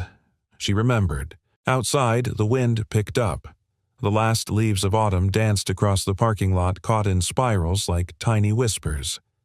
David stepped onto the front porch and looked down the road. No sign of the woman. No signature. No return address. Just a story woven into memory, sewn into love, and left behind like a breadcrumb on the path back to something long buried. Back to a name she hadn't spoken in 7 years. Hope. The quiet hum of the rental car engine did nothing to still the noise in Ella's mind. She sat in the vehicle across from the Crestwood Inn engine, idling headlights off hands clenched so tightly around the steering wheel her knuckles had gone pale. She had told herself she wouldn't come back. One night. That was the plan. She would see her confirm that Lily was alive, healthy, and if fate were kind, happy. Then disappear. Forever, if needed. But Ella Morgan had never been good at goodbye. not when it mattered. She stared across the parking lot toward the front desk window. Light spilled from it like a warm invitation. Inside, she imagined David was reading or tidying up, keeping his hands busy to distract a mind that likely never truly rested. She didn't hate him. That surprised her. In her fantasies, delirious dreams on long European nights where loneliness pressed like fog, she had imagined the man who raised her daughter with 100 faces. Some cruel, some negligent, some forgettable. But never this. Never kind eyes, never steady hands, never someone who made Hope Lily laugh with her whole chest. Ella exhaled and looked down at the folder in her passenger seat. The file was thin-aged, frayed at the corners like a wound never allowed to fully close. It bore the seal of Durham County's Child Protective Services and a paperclip holding an old hospital bracelet, Baby Morgan, 07-14. Her hands trembled. She flipped the file open again for the 1,000th time. 7 years earlier. The hospital room had smelled of antiseptic and lavender lotion. Ella had insisted on bringing her own. One act of rebellion against the clinical sterility of her forced stay. She was 28, smart, finishing her master's in early childhood development. But none of that mattered when the test turned positive and the father vanished into silence. Her parents, devout in image, pristine in social standing, called in favors. Her mother used words like temporary guardianship and mental health hold. Her father wrote checks that made records disappear. Ella, weakened after a long labor, was declared emotionally unfit to parent her daughter before she had even held her properly. The baby was whisked away to a safer place. Ella had screamed that day. Screamed until her throat bled and nurses threatened sedation. But no one listened. No one stayed. They named the baby Hope only on her private, handwritten notes. The legal records never reflected it. To the world, her daughter became a case number, and just like that, she was gone. Ella stared at the photo tucked in the file. Grainy, black and white. A scan of the only official image she had managed to find from the adoption archives. A 6-month-old baby in a county crib, cheeks full, fingers curled, eyes wide with unknowing. For years after that, Ella spiraled. Not just grief, but gaslighting grief. The kind where the people closest to you insist nothing wrong ever happened, that your pain is imagined, that you should be grateful for being spared the burden of motherhood. She checked into a clinic in Geneva at 29, stayed for nearly 4 years. Not because she was insane, but because she couldn't live in a world that called her grief delusion. But healing doesn't ask permission. It creeps in quietly in the form of a good nurse, a poem under a pillow, a fellow patient who'd lost a son in war and didn't question her pain. And one day, Ella woke up and said, "I want to go home." Back in the States, the only thing she had to go on was a partial trail of where her daughter might have gone. Adoption agencies were sealed tight, but a kind clerk at the county archives herself, an adoptee, pointed Ella toward a handful of hospitals where a baby fitting Hope's profile had received treatment. It took 9 months. 9 months to narrow the list from 50 names to 1. A man named David Harper had applied for adoption 6 years earlier. He was a widower. No prior children. Lived in a modest house, worked nights. The girl he adopted, Lily, had no known relatives. Ella didn't care about legal guardianship anymore. She didn't want custody. She just needed to know her daughter hadn't vanished into the abyss. And now, she knew. A knock on the car window startled her. Ella jerked upright heartbeat, lurching only to find a teenage boy, maybe 17, holding out a cup of coffee from a nearby food truck. She rolled the window down slightly. He smiled. Lady inside said, "This was for you. You've been sitting out here like a ghost for 20 minutes. Ella blinked. "Lady Barista. Said she saw you last night. Figured you'd come back." Ella hesitated. "Thank you." The boy handed her the cup, nodded, and walked away. She looked at the lid. A small heart was drawn in black marker. Beneath it, the word courage. Ella swallowed the lump in her throat. Sometimes the universe doesn't whisper. Sometimes it sends you teenagers with paper cups and bad handwriting. She opened the door and stepped out into the cold air, her coat wrapped tighter this time. She wasn't going to confront David. She wasn't going to demand anything. But she was done watching through glass. She was ready to stand in the light. As she crossed the street, her steps were tentative but firm, and behind her the first flurries of snow began to fall soft, almost invisible. Ella Morgan walked into the warmth of the Crestwood Inn for the second time, no longer anonymous. And this time she knew exactly why she was there. The hiss of the coffee machine filled the staff kitchen as David leaned against the counter, watching the slow drip fill his chipped mug. Outside, late autumn light painted the lobby in amber hues, and somewhere in the back room Lily was humming as she colored. David let the hum anchor him. It had been a strange few days. He hadn't heard from the woman again. No calls, no follow-up. Just the book, the story Lily swore she remembered without ever having heard it. The cloud that came back. It sat now on her nightstand like it belonged there, as if it had never left. As if it had always waited. David rubbed the bridge of his nose, his thoughts tangled. Then, as if summoned by memory, Peter stepped in through the side door, his police jacket unzipped, hair wind-blown. He dropped a box of donuts on the counter and poured himself a cup of the same awful coffee. "You ever sleep, Harper?" David chuckled, eyes tired. "Only when the coffee pot's empty." Peter leaned against the fridge, crossing his arms. "You said this woman. Ella showed up out of nowhere, asked for a room we haven't booked in years, and then mailed your daughter a book she somehow remembers." David nodded. "That about covers it. You still think it's coincidence I stopped believing in coincidence the day Lily walked into my life." Peter was quiet for a moment, then nodded toward the doorway. "Tell me again, from the beginning, why you adopted her." David sipped his coffee. The memory came quickly, uninvited, but familiar like a scar with weather memory. 6 years ago, the hospital had been overrun with flu cases, holiday chaos, and short-staffed nurses. David had been volunteering there part-time, unable to return to full nursing work after the accident that took his wife. His therapist had encouraged service. "Give back what's hurting," she'd said. "Sometimes it softens when it's shared." That night he'd been delivering charts when he heard crying echoing from the pediatric wing. Not the usual baby's cry, sharp or scared, but not panicked. It was rhythmic, as if the child had given up on being heard and was just reminding the world she existed. He found her in a crib, alone. A nurse nearby explained casually that she'd been left in emergency foster care.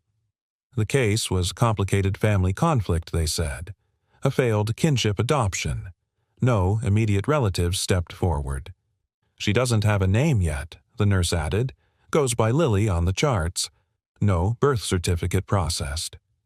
David looked down into the crib. The baby wasn't crying anymore. She was staring up at him. Her hands were balled into fists, but her eyes, there was no fear there. Just awareness. A knowing beyond her months. He reached in instinctively, letting her grab one finger. Her hand was warm, her grip fierce. And in that moment, something inside him cracked open a dam, a wall, a silence he hadn't realized he'd been carrying since Emily died. "I didn't mean to adopt her," David said now, voice low. "Not at first. I just kept visiting. Then one night they told me the foster agency couldn't place her. Not with her background. No medical history, no family claims, just a sealed file and a warning. She may have complications." Peter raised a brow. "She's the healthiest kid I've ever seen." David smiled. "I know." "She saved you," Peter said quietly. David nodded. "Every day since." Peter sat across from him. "So, what now? You think Ella's—" "What the birth mother, I don't know what I think. But the way she looked at Lily. It wasn't curiosity. It was recognition. Are you going to tell Lily?" David sighed, staring into his cup. "She's too young. But one day. Yeah, I have to. She deserves to know." Peter leaned forward. "Just make sure when that day comes you remind her of one thing. What's that? That love is not defined by blood. It's shown by who stays. Later that evening, David tucked Lily into bed, brushing a strand of hair from her cheek as she hugged her stuffed giraffe. "Daddy," she whispered. "Yeah, bug. Do you think clouds get lost?" He blinked. "What do you mean? Like in the story, when the cloud forgets where it belongs." David sat on the edge of the bed. Maybe. But sometimes things that seem lost are just taking the long way home. She seemed to like that answer. She reached for his hand. "If I ever get lost, will you come find me?" His voice caught. "Always." She closed her eyes, content.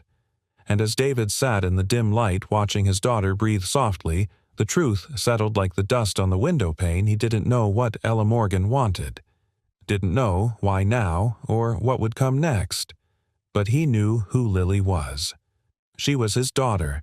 Not because of papers, not because of fate, but because the day she looked at him from that hospital crib, something in him had promised. And David Harper was a man who kept his promises, even when they hurt, even when they were tested, especially then. Outside, the night deepened.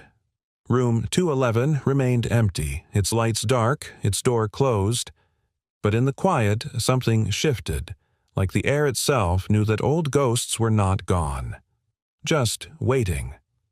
The wind was sharp that afternoon, the kind that made scarves flap like prayer flags and turned breath into steam. The front bell above the Crestwood Inn's door jingled lightly as it opened, letting in a gust of cold air and the soft patter of little footsteps. David looked up from behind the counter just as Lily skipped in from school, her cheeks rosy, her backpack bouncing on her back. "We had music today," she said, dropping her bag with theatrical exhaustion. "Mr. Sanderson let me be the conductor." David smiled. "That explains the jazz hands." Lily grinned, then plopped onto the old armchair near the fireplace, kicking off her shoes and pulling out her sketch pad. It was part of their routine now David's shift would begin. Lily would settle into the lobby's comfort zone like it was her own personal reading nook, and they'd both carry on orbiting each other in a rhythm that felt like family.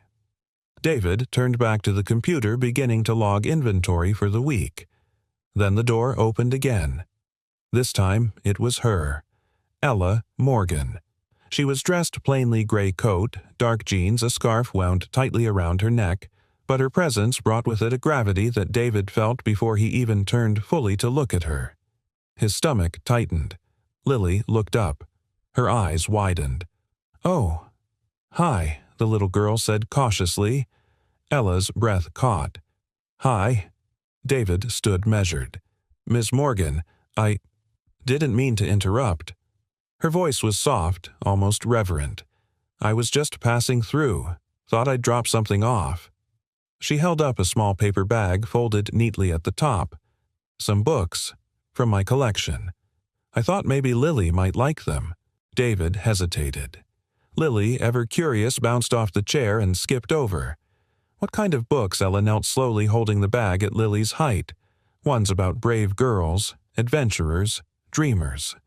Lily peeked inside and gasped. Amelia Earhart. "There's a real book about her." David stepped closer, protective but cautious. "Lily, why don't you go read at the desk for a bit, okay?" Lily clutched the books like treasure. "Thanks, miss, Ella," she said softly. Lily nodded. "Thanks, Miss Ella." David waited until Lily returned to the armchair, then turned to Ella with quiet intensity. "You need to tell me what this is," he said, voice low. "Why you're here. Why now?" Ella looked down at her gloved hands, then back at him. Her eyes shimmered. "I won't stay, I promise. But I had to see her. I didn't know how else. I didn't come to hurt either of you." David's jaw clenched. "Then what did you come for?" Ella exhaled shakily. "To be sure she's okay. To see it with my own eyes." David searched her face. There was no accusation there. No entitlement. Just a longing so raw, so utterly human that it pulled something taut inside him. "I think you should go," he said quietly. She nodded. But before she turned, Lily called out from her seat. "Miss Ella." Ella froze. "Can I read you something?" David's heart skipped.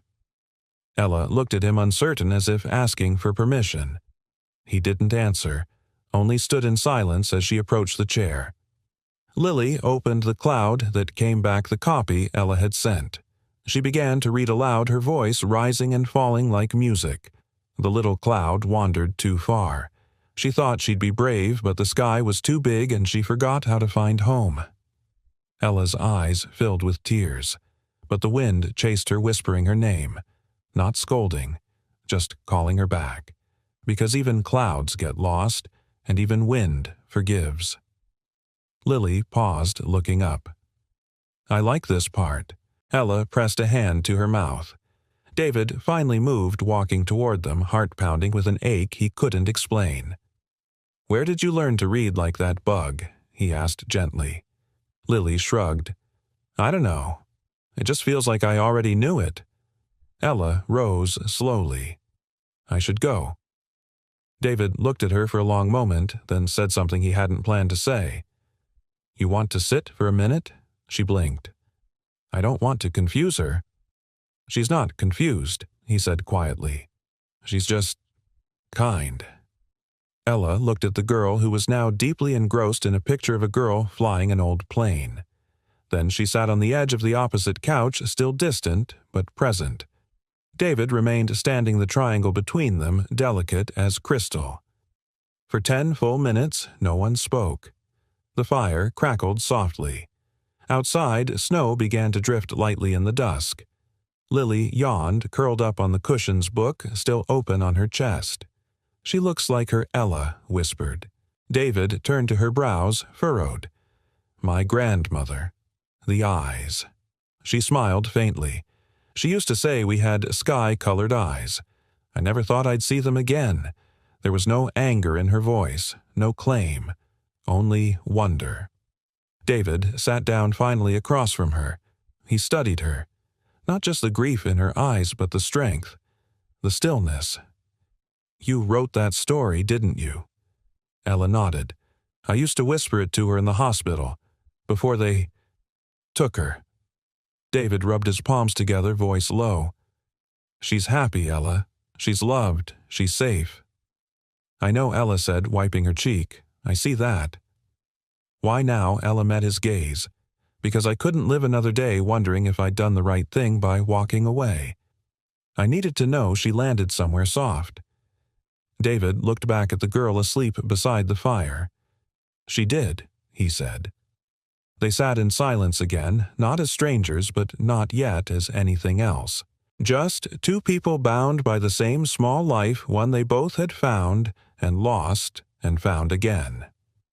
Outside, the dusk settled into night, and the wind curled softly against the window panes, whispering of things not broken but mended. Quietly. Together. It happened on a Tuesday. The kind of cold, brittle morning where frost etched patterns on windshields and breath came out in small clouds. Inside the Crestwood Inn, the heat was humming, and Lily had bundled herself up in her favorite sweater, the one with little foxes on it, and sat at the front desk with David coloring while he checked the reservation logs. They were supposed to stop for cocoa after school. That was the plan. David remembered that later, how normal it had all felt before the world tipped on its axis. At first it was subtle. Lily shifted in her seat, rubbed at her chest, and cleared her throat. Then she coughed once, twice. David looked over, brow creasing. "You okay, bug?" She nodded, but her face was pale. He stood up, walked over, crouched beside her. Her breathing was shallow. No wheezing yet, but close. "Where's your inhaler?" "In my bag." He grabbed the small pink backpack, rummaging until his fingers found the plastic case. He pulled it out, clicked the cap, guided her through 2 puffs. But something was wrong. Her chest still rose too fast. Her lips had begun to pale. His calm cracked. David scooped her into his arms and carried her into the staff lounge, laying her gently on the couch. "Stay with me, Lily. Just breathe. You're okay. You're okay." He reached for the backup medicine, a stronger dose kept in the emergency drawer. It was gone. Panic surged like electricity. He tore through the cabinet again. No vial, no nebulizer. He always kept a second one, but last week's snowstorm had delayed the refill delivery and he'd meant to pick one up yesterday. But work had run long. And now Lily's fingers gripped his sleeve. She was scared. And so was he. Then the front door flew open. Ella stood there, her coat half unbuttoned, snow clinging to her boots. She'd just arrived for a quiet visit, another drop-off of books and soft gestures. But the moment she saw David's face through the glass, the panic in his eyes, she ran. Now she was standing in the hallway, seeing Lily collapsed on the couch, breath ragged and sharp. Without hesitation, she moved past David. "Where's her emergency med?" she asked. "It's gone." I didn't realize Ella didn't wait. She dropped her bag and pulled out a slim, zippered pouch. Inside it, a small vial and a nebulizer mouthpiece, clean and sealed. Her hands moved fast, unwrapping, prepping, priming. David watched in stunned silence. "How did you—" "She used to take this dosage," Ella said, kneeling beside Lily. "Twice a week, at the hospital. She was born with mild bronchial sensitivity. They said she'd grow out of it." David was frozen. Ella placed the mouthpiece to Lily's lips and flipped the switch. A soft hum filled the air as vapor began to mist. Lily's breathing fought, then softened. The color began to return to her cheeks. Her grip loosened. David sank to his knees, hands trembling. Ella sat motionless, steadying the device with one hand, her other gently stroking Lily's hair. "Easy, baby," she whispered. "I've got you." And in that moment, David heard it. The word, baby. Spoken so quietly, so reflexively, as if it had never left her mouth. As if it had never been taken from her. Minutes passed. The medication worked. Lily drifted into sleep, breathing steady now. The color in her face was warm again. David sat on the floor beside the couch, head bowed, one hand still gripping the empty inhaler like it might tell him why it hadn't been enough. Ella didn't move. She stayed there watching Lily, her expression unreadable. When David finally spoke, his voice was hoarse. "You knew the dosage. You had the exact vial." Ella nodded slowly. David looked at her, eyes filled with something between gratitude and confusion. How Ella didn't answer right away. She just stared at the sleeping child. Then she said quietly, "Because I used to be her mother." David's breath caught. "I mean, legally I never was. My parents, they handled it before the paperwork ever said she was mine. But I carried her. I named her. I held her for 9 hours before they sedated me." She looked at him then. "I wasn't crazy, David. I was devastated. And they used that against me." David's throat tightened. "Why didn't you come for her sooner?" Ella looked down at her hands. "Because I was broken. For a long time. And I was afraid that if I showed up, I'd bring chaos. That it would undo everything she had." David didn't answer. He looked at Lily again, peaceful, safe.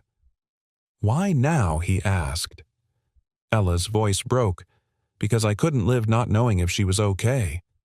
And when I saw her that first night, when I saw you, I realized she had something I'd never expected."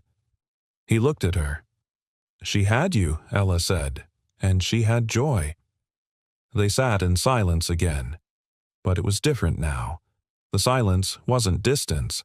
It was understanding. David reached out and took the nebulizer from her hands, turned it off, and set it aside. "She called you Hope," he said. Ella looked up. "The first time she read your story, she said, 'That cloud is me, and the wind sounds like my mom.'" Tears slid down Ella's cheek. "I told her that story in the hospital, whispered it when no one was looking." "She remembers," David said. Ella covered her mouth, sobbing quietly. He didn't stop her, didn't ask her to leave, didn't claim Lily as only his. In that moment, under the soft hum of the heater and the muffled sounds of snow against the windows, they weren't rivals or threats. They were two people who had once lost the same thing, and now somehow both had found their way back to it. together. The snow had deepened overnight, muffling the world in silence. By morning, the landscape outside the Crestwood Inn was pure and untouched, the parking lot reduced to soft white drifts, and the skeletal trees crowned with crystal dust. Inside, David stood in the kitchen staring at the stove without really seeing it. The coffee pot had long since stopped dripping. His hands rested on the counter knuckles, pale, motionless. He had barely slept. Lily was upstairs, still recovering, still curled in the warmth of her blankets. Her breathing was normal again, her cheeks no longer pale. The emergency had passed, but inside David something hadn't settled. Ella's words echoed relentlessly. I used to be her mother. It wasn't the revelation that haunted him, it was the sincerity in her voice, the calm, the raw, unpolished truth of it, not an accusation, not a demand, just grief and love, and something he hadn't expected to feel understanding. When Ella returned to the inn the next morning, she didn't knock. She stepped through the lobby doors slowly, as if uncertain whether the warmth would still welcome her. David was waiting. He was seated in the same armchair Lily had once claimed as hers, a manila envelope resting on the table beside him. Ella's breath caught. I thought maybe you wouldn't. I wanted to talk, David said gently. Just us. Lily's still asleep. She nodded and approached. Her coat was dusted with snow and her hands were shaking slightly, but she carried herself with the quiet dignity of someone ready to face what needed to be faced. David gestured for her to sit. She did. For a moment, neither of them spoke. Then David reached for the envelope and pulled out a single sheet of paper, a photocopy of an intake form, Lily's original placement file from Child Protective Services. I've read this 12 times, he said, and I never questioned it. She was categorized as an abandoned child with unknown parentage. No names, no family willing to step forward. Case closed. Ella stared at it. They erased you, he said. Not just legally. They erased you. Her eyes welled, but she didn't look away. I begged them, she whispered. When they said I had postpartum depression, I didn't fight. I should have. But I was 28. I'd just lost everything and the people I thought I could trust. They told me if I loved her, I'd walk away. She swallowed hard. They told me I wasn't stable, that I wasn't enough, that I'd ruin her life. David's voice was quiet. You believed them. I had to, she said, her voice cracking, because if I didn't, the guilt would have killed me. So I let them take her, and then I left the country before I could change my mind. David leaned back, breath-slow, shoulders heavy. I've been angry, he admitted. Not at you. I didn't know enough to be angry at you. But at the system. At the silence. For years, I thought, who gives up a child without a word? Who walks away from someone like Lily? Ella looked down. I didn't walk away. I was pushed. I was medicated, threatened, gaslit. And when I came to my senses, it was too late. David looked at her then, not as a threat, not as an intruder, but as a mother who had suffered in the shadows of her own story.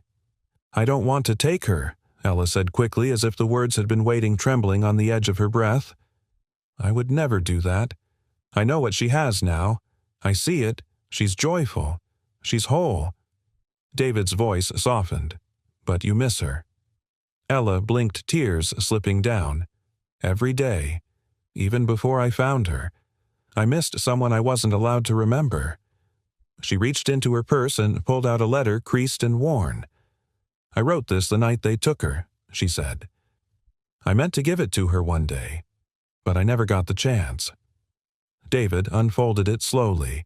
The ink had smudged slightly as if touched by tears long dried. My hope. If someone is reading this to you one day, it means you've grown into someone wonderful. I won't take credit for that, but I hope you'll know I never stopped loving you, not for 1 second. I named you Hope because that's what you were to me, the part of my life that told me light was still possible, that love could still survive the storm. I wasn't strong enough to keep you, but I pray I was strong enough to let you go with love. David read the final line aloud, barely above a whisper. "Wherever you are, I hope you feel me in the wind that calls you home." The silence that followed was sacred. No questions, no explanations, just truth. David looked at Ella, and in his eyes there was no more suspicion, only a deep, weary kind of grace. "I don't know what this means," he said honestly. "I don't know how we move forward." "Neither do I," she replied. "I'm not asking for answers, only the chance to be near her, not as her mother, just as someone who cares." David nodded slowly. "She's old enough to ask questions," he said. "One day she'll want to know who she looks like, why she remembers a story she's never been told. I won't hide this from her forever." Ella straightened. "When that day comes, I'll be whatever she needs. Nothing more." David folded the letter and placed it back in the envelope. "You already are," he said. "You're someone she instinctively trusts. That counts for more than biology ever could." Outside, the snow was still falling soft and unhurried. Inside, something else had begun to thaw. Not forgiveness, not yet, but understanding, and with it the possibility fragile and tentative of something they might build, together, in the open, for Lily, and for all the days they could no longer get back but maybe could learn to honor. The snow had stopped, but the hush it left behind lingered like a memory. David stood at the kitchen sink drying a mug with deliberate slowness, his mind elsewhere. The letter from Ella sat on the kitchen table behind him, folded with care, its weight still heavy in his chest. Upstairs, Lily's footsteps padded along the hallway, then the creak of her bedroom door followed by the familiar thump of her running down the stairs. "Morning, Bug," David said, keeping his tone light. "Morning," she chirped, hopping onto the bar stool and rubbing her sleepy eyes. "Guess what?" I dreamed. David raised a brow. "You were flying through the sky on a giant marshmallow." She giggled. "No, silly, I was a cloud again. But this time the wind was singing. It knew my name." David's hands paused on the towel. He turned slowly. She said, "Hope." That was my name in the dream. The towel slipped from his hands. Lily blinked up at him, head tilted. "Isn't that funny?" David crouched beside her, heart thudding. "Lily, you remember that name?" She nodded. Not from before, just from inside. He swallowed hard. There was no preparing for this moment. No perfect script, no fatherly manual for how to explain to a child that life is more complex than bedtime stories. "Can I tell you something important?" he asked gently. Lily's eyes widened. She nodded. David reached for her small hand, wrapping it in both of his. "You know how I always tell you families are made from love, not just from who we're born?" "Two." She nodded, slowly attentive, now sensing the shift in tone. "Well," he continued, "there's someone who loved you before I ever met you. Someone who carried you in her heart, even when she couldn't carry you in her arms." Lily's lips parted. "Her name is Ella," he said softly. "And she's the one who gave you the name Hope." Lily's brows knitted. Miss Ella David nodded.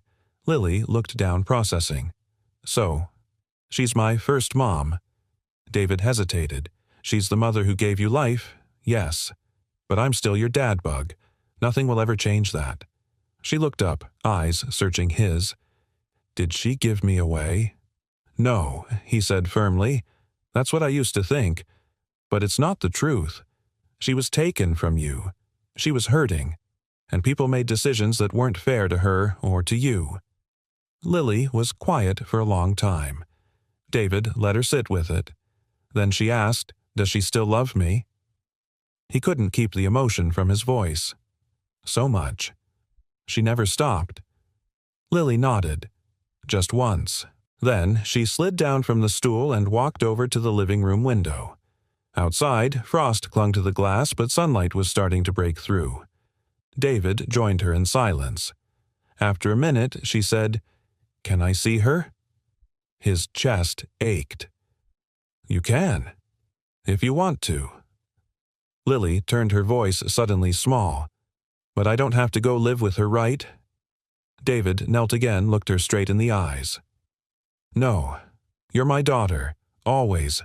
This isn't about changing that. It's just about letting love be bigger than we thought. She nodded, then wrapped her arms around his neck and held on tightly. I love you, Daddy. His throat closed. I love you more than anything. That afternoon, Ella was sitting on the park bench near the frozen fountain in town, her breath curling into the cold air, a book unopened in her lap. She hadn't expected a call. Not today, not this soon. But her phone buzzed. A text. David, she knows. Ella's heart stopped. Her hands shook. Another message. David, she wants to see you. Are you free now? Ella blinked back tears and typed, Yes, I'll be there in 10.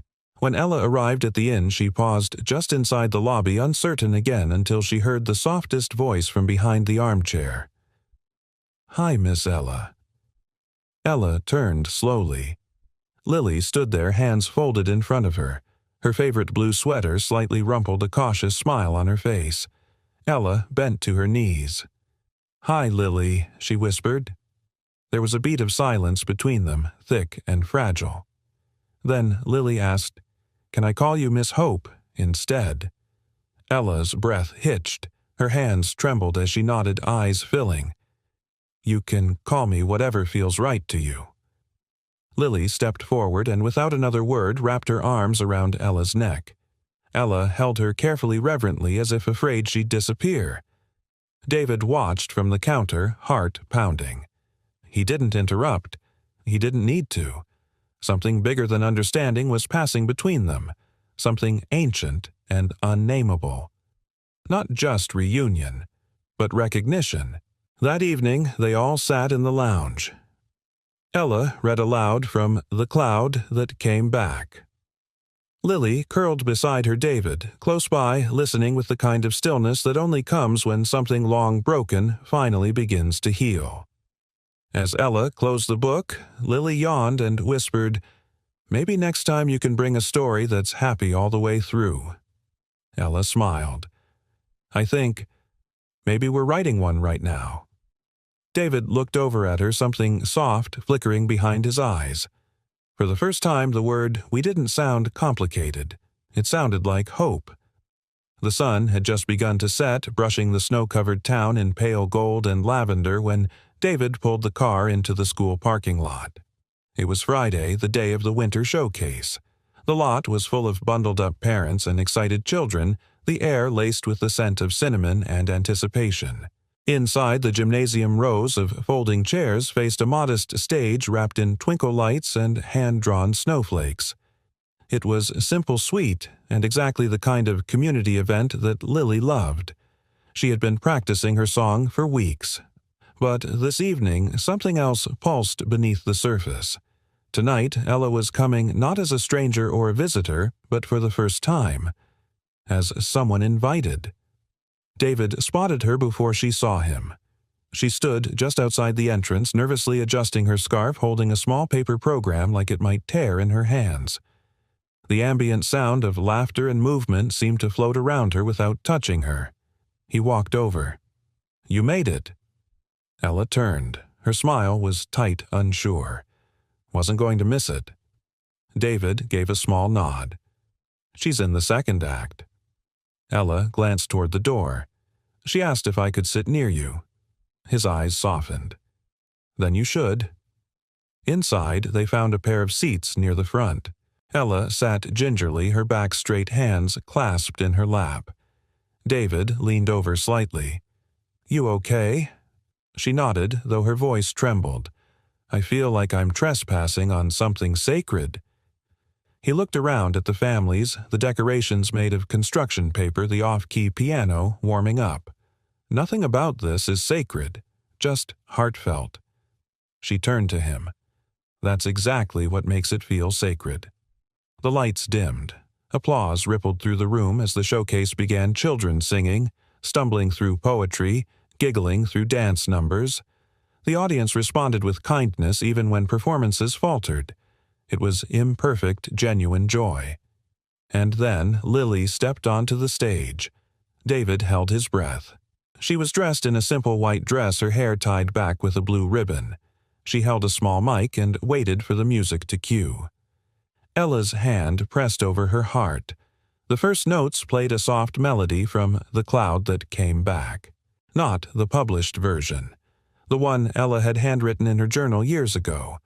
The one Lily had found comfort in before she even knew who'd written it. And then Lily sang, "If the wind should lose its way, I'll wait right here, I'll never stray. For clouds may wander soft and slow, but home is where the love will grow." Her voice was fragile, clear, and just slightly shy, but it carried. Every word landed like snowfall. David blinked back tears. Next to him, Ella was trembling. Her shoulders shook with each line, but she didn't cry loudly. Her expression was one of disbelief, reverence. A mother hearing her daughter sing their story out loud in a room full of people who had no idea what it meant. As the song ended, applause burst through the gym. Lily gave a small curtsy and waved. Her eyes scanned the room and found them. She smiled just for them. After the showcase, as families crowded around to take photos and give hugs, Lily came barreling down the bleachers straight into Ella's arms. "You sang like an angel," Ella whispered. "I was thinking of the clouds," Lily said. "And of you." David approached a quiet strength beside them. "You've got a fan club now." Lily looked up at him. "Can we go get hot chocolate with Miss Hope?" He smiled. "You read my mind." Later that night, the three of them sat at a corner table in the town's little coffee shop, sipping warm drinks beneath hanging Edison bulbs and garlands of pine. Lily sat between them, contentedly munching a snowman cookie. When she dashed off to use the bathroom, David turned to Ella. "You okay?" Ella nodded. "That was more than I ever dreamed. I didn't think she'd want me there, let alone sing something like that. She doesn't fully understand everything yet," David said. "But what she does understand is love. She feels it. She recognizes yours." Ella's eyes shimmered. "I didn't come into this expecting anything. No titles, no roles. I just wanted to see her smile." David stirred his coffee. "You gave her that story, Ella.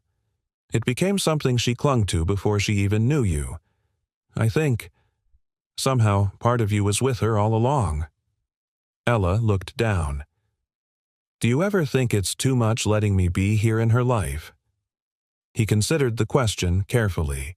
"I think life gave her two people who love her in different ways." And I think he paused.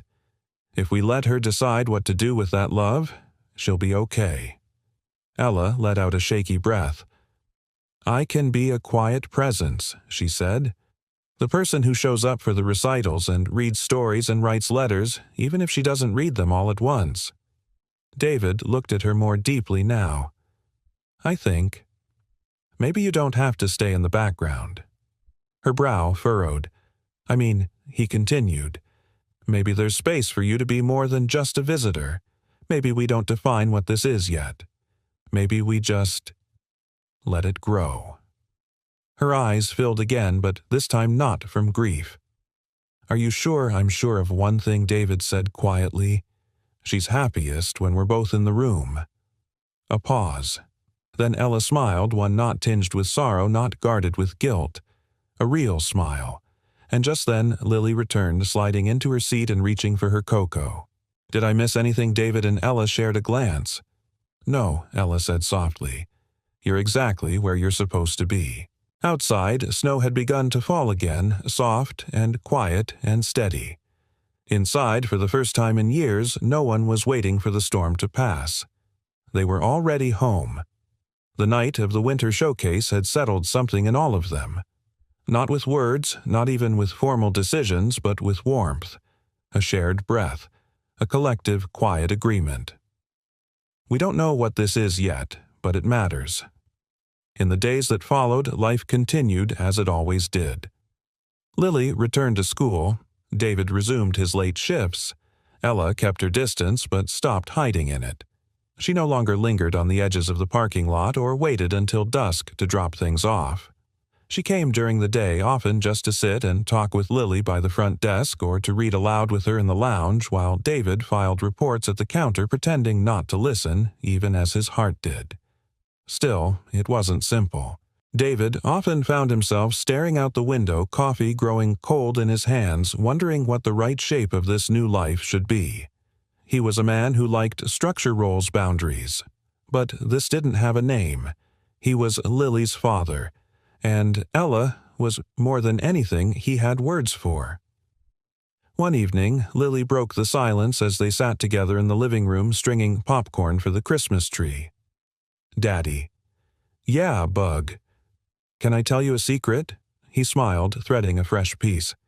"You know I love secrets." She leaned close and whispered, "I think Miss Hope should come live closer." David's fingers paused. "She has a cozy voice," Lily added, "and when she laughs, it sounds like something I remember even though I don't know why." David looked at her for a long moment, and in that small, innocent suggestion, something inside him shifted.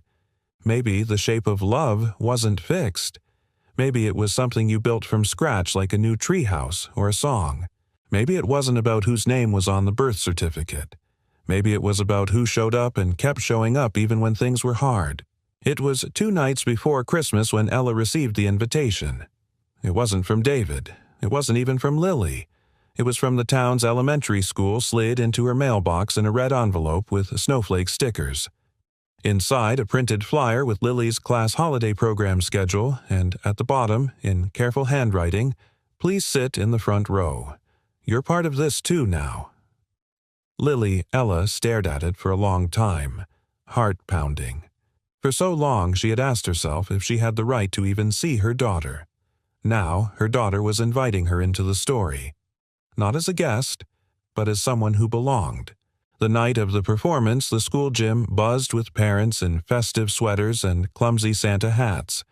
Children darted around with glitter still clinging to their faces. Paper snowflakes hung from the ceiling, spinning gently in the warmth. David saved her a seat beside him. When Ella arrived, he rose not awkwardly but like a man meeting someone who mattered and took her coat. She wore a simple navy dress, her hair pulled back, cheeks flushed from the cold. She looked both nervous and radiant. "Thank you," she whispered, taking her seat beside him. "You don't have to thank me," David said. "This is yours too." The lights dimmed. The chatter quieted. Lily's class was last. Ella sat still through the earlier acts, though David noticed the way her fingers twisted in her lap, the way she blinked more often than usual. Then Lily appeared on stage. She was wearing a silver dress and a hand-knitted scarf, and when the spotlight hit her, she didn't flinch. She stepped to the microphone with the poise of someone far older than 7. "I want to sing a song that my friend wrote a long time ago," she said clearly. "But I think it was meant for now." David stiffened slightly. Ella's breath caught. Then Lily began to sing, not the cloud song this time, but a new one, her own. Sometimes love starts quiet, a whisper in the night. Sometimes love comes broken, but still it finds the light. I thought I was just lucky to have one heart to hold. But then I found another A story still untold. And now I've got 2 voices that call me when I'm scared. I didn't know it earlier, but love is just what's shared. By the last line, the audience was silent. Even the kids who had fidgeted moments earlier sat still. David's hands were clenched together. Ella sat perfectly motionless except for the tears rolling down her face. When the applause finally erupted, Lily looked straight at them, first to David, then to Ella, and gave a smile that didn't need translation. David wiped his eyes and leaned toward Ella. "She wrote that last verse last night," he whispered. Ella nodded too, overcome to speak. Outside, the 3 of them walked quietly through the crisp air, their breath fogging in front of them. Lily walked between them, each hand holding one of theirs. A triangle. A bond. Not perfect, not conventional, but whole. At the car, Lily turned to Ella. "Will you come for Christmas morning?" she asked, eyes hopeful. David looked at Ella, uncertain how she would answer. Ella crouched, meeting Lily at eye level. "I would love that," she said. Then Lily whispered, "Maybe we can write a new story together." Ella smiled through tears. "I think we already are." David stood in silence, heart full. And for the first time in years, he didn't feel like a man trying to protect something fragile. He felt like a man watching something grow stronger. Together, they were rewriting what love could look like. And in doing so, they were finally finding their way home. The snow had melted in patches by New Year's Day. Outside the Crestwood Inn, the rooftops still held a soft glaze of frost, but the sidewalks shimmered wet under the late morning sun. Icicles dripped steadily from the eaves, ticking like a slow clock. Inside the inn was quiet, its lobby filled with the scent of pine from the small tree David and Lily had decorated just after Thanksgiving. A few stray ornaments still clung to its branches, one of them a felt cloud, with glittering thread sewn through it. Lily had stitched it herself. Upstairs, room 211 had been reopened. Officially, it was now used as a guest suite again. But unofficially, it had taken on a new kind of weight, no longer a room of mystery, but a room that held memory, reunion, and healing. That morning, Lily stood in the doorway of room 211 holding a small notebook in her arms. She wore fuzzy socks and a cardigan several sizes too big one Ella had lent her. David leaned in the hallway watching his daughter with the quiet awe that had come to define this chapter of his life. "Ready?" he asked. Lily looked over her shoulder and nodded. "Can we do it together?" He smiled. "Of course." They stepped into the room together and David closed the door behind them. Inside, Ella was already there, seated on the window bench, sunlight falling across her lap. Her eyes lit up when she saw them. "I brought the story," Lily announced, holding the notebook high. Ella sat straighter. "The one you've been writing?" Lily nodded. "I finished it last night. I want to read it with both of you here." David and Ella sat side by side on the edge of the bed while Lily climbed into the armchair near the window. She opened the notebook with reverence. "It's called The Girl Who Had Two Winds." Ella blinked, emotion flickering across her face.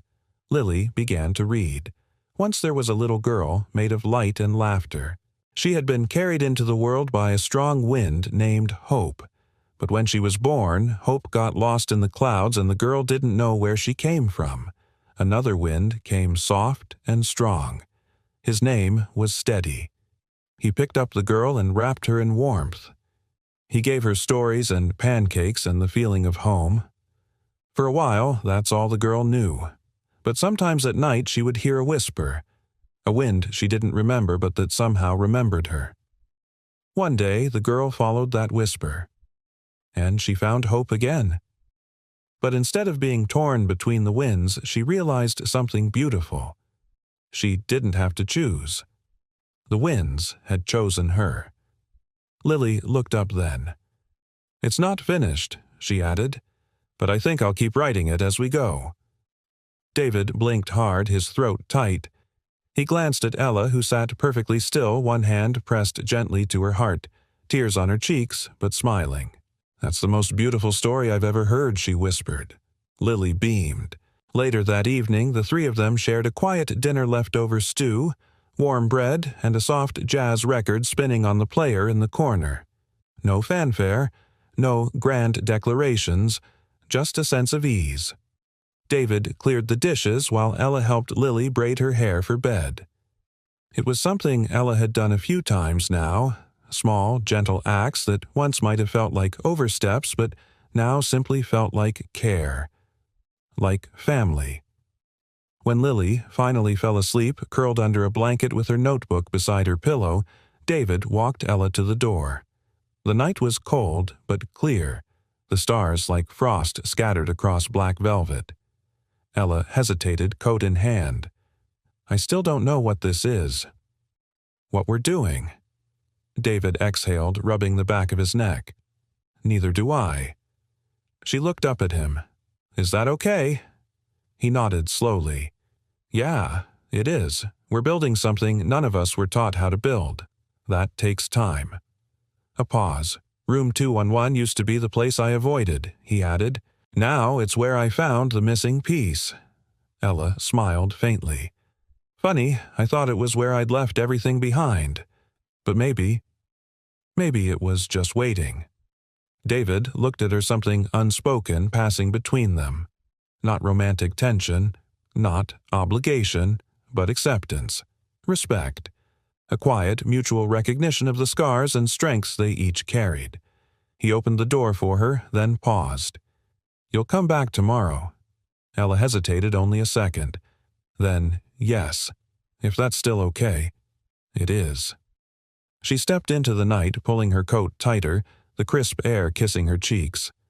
She didn't look back. She didn't need to. She already knew the way. And upstairs in room 211, the storybook remained on Lily's nightstand. The wind outside the window stirred lightly, playfully. Not lost, not stormy, just returning again and again to the place where it was always meant to be. Home. Sometimes love doesn't come wrapped in perfection. Sometimes it comes with wounds and questions, but when it's real, when it stays, heals, and grows, it becomes more than a bond. It becomes a second chance. And that, perhaps, is the most beautiful kind of love there is. We'd love to know, where are you watching from? Drop your city or country in the comments below. We're always amazed by how far these stories travel.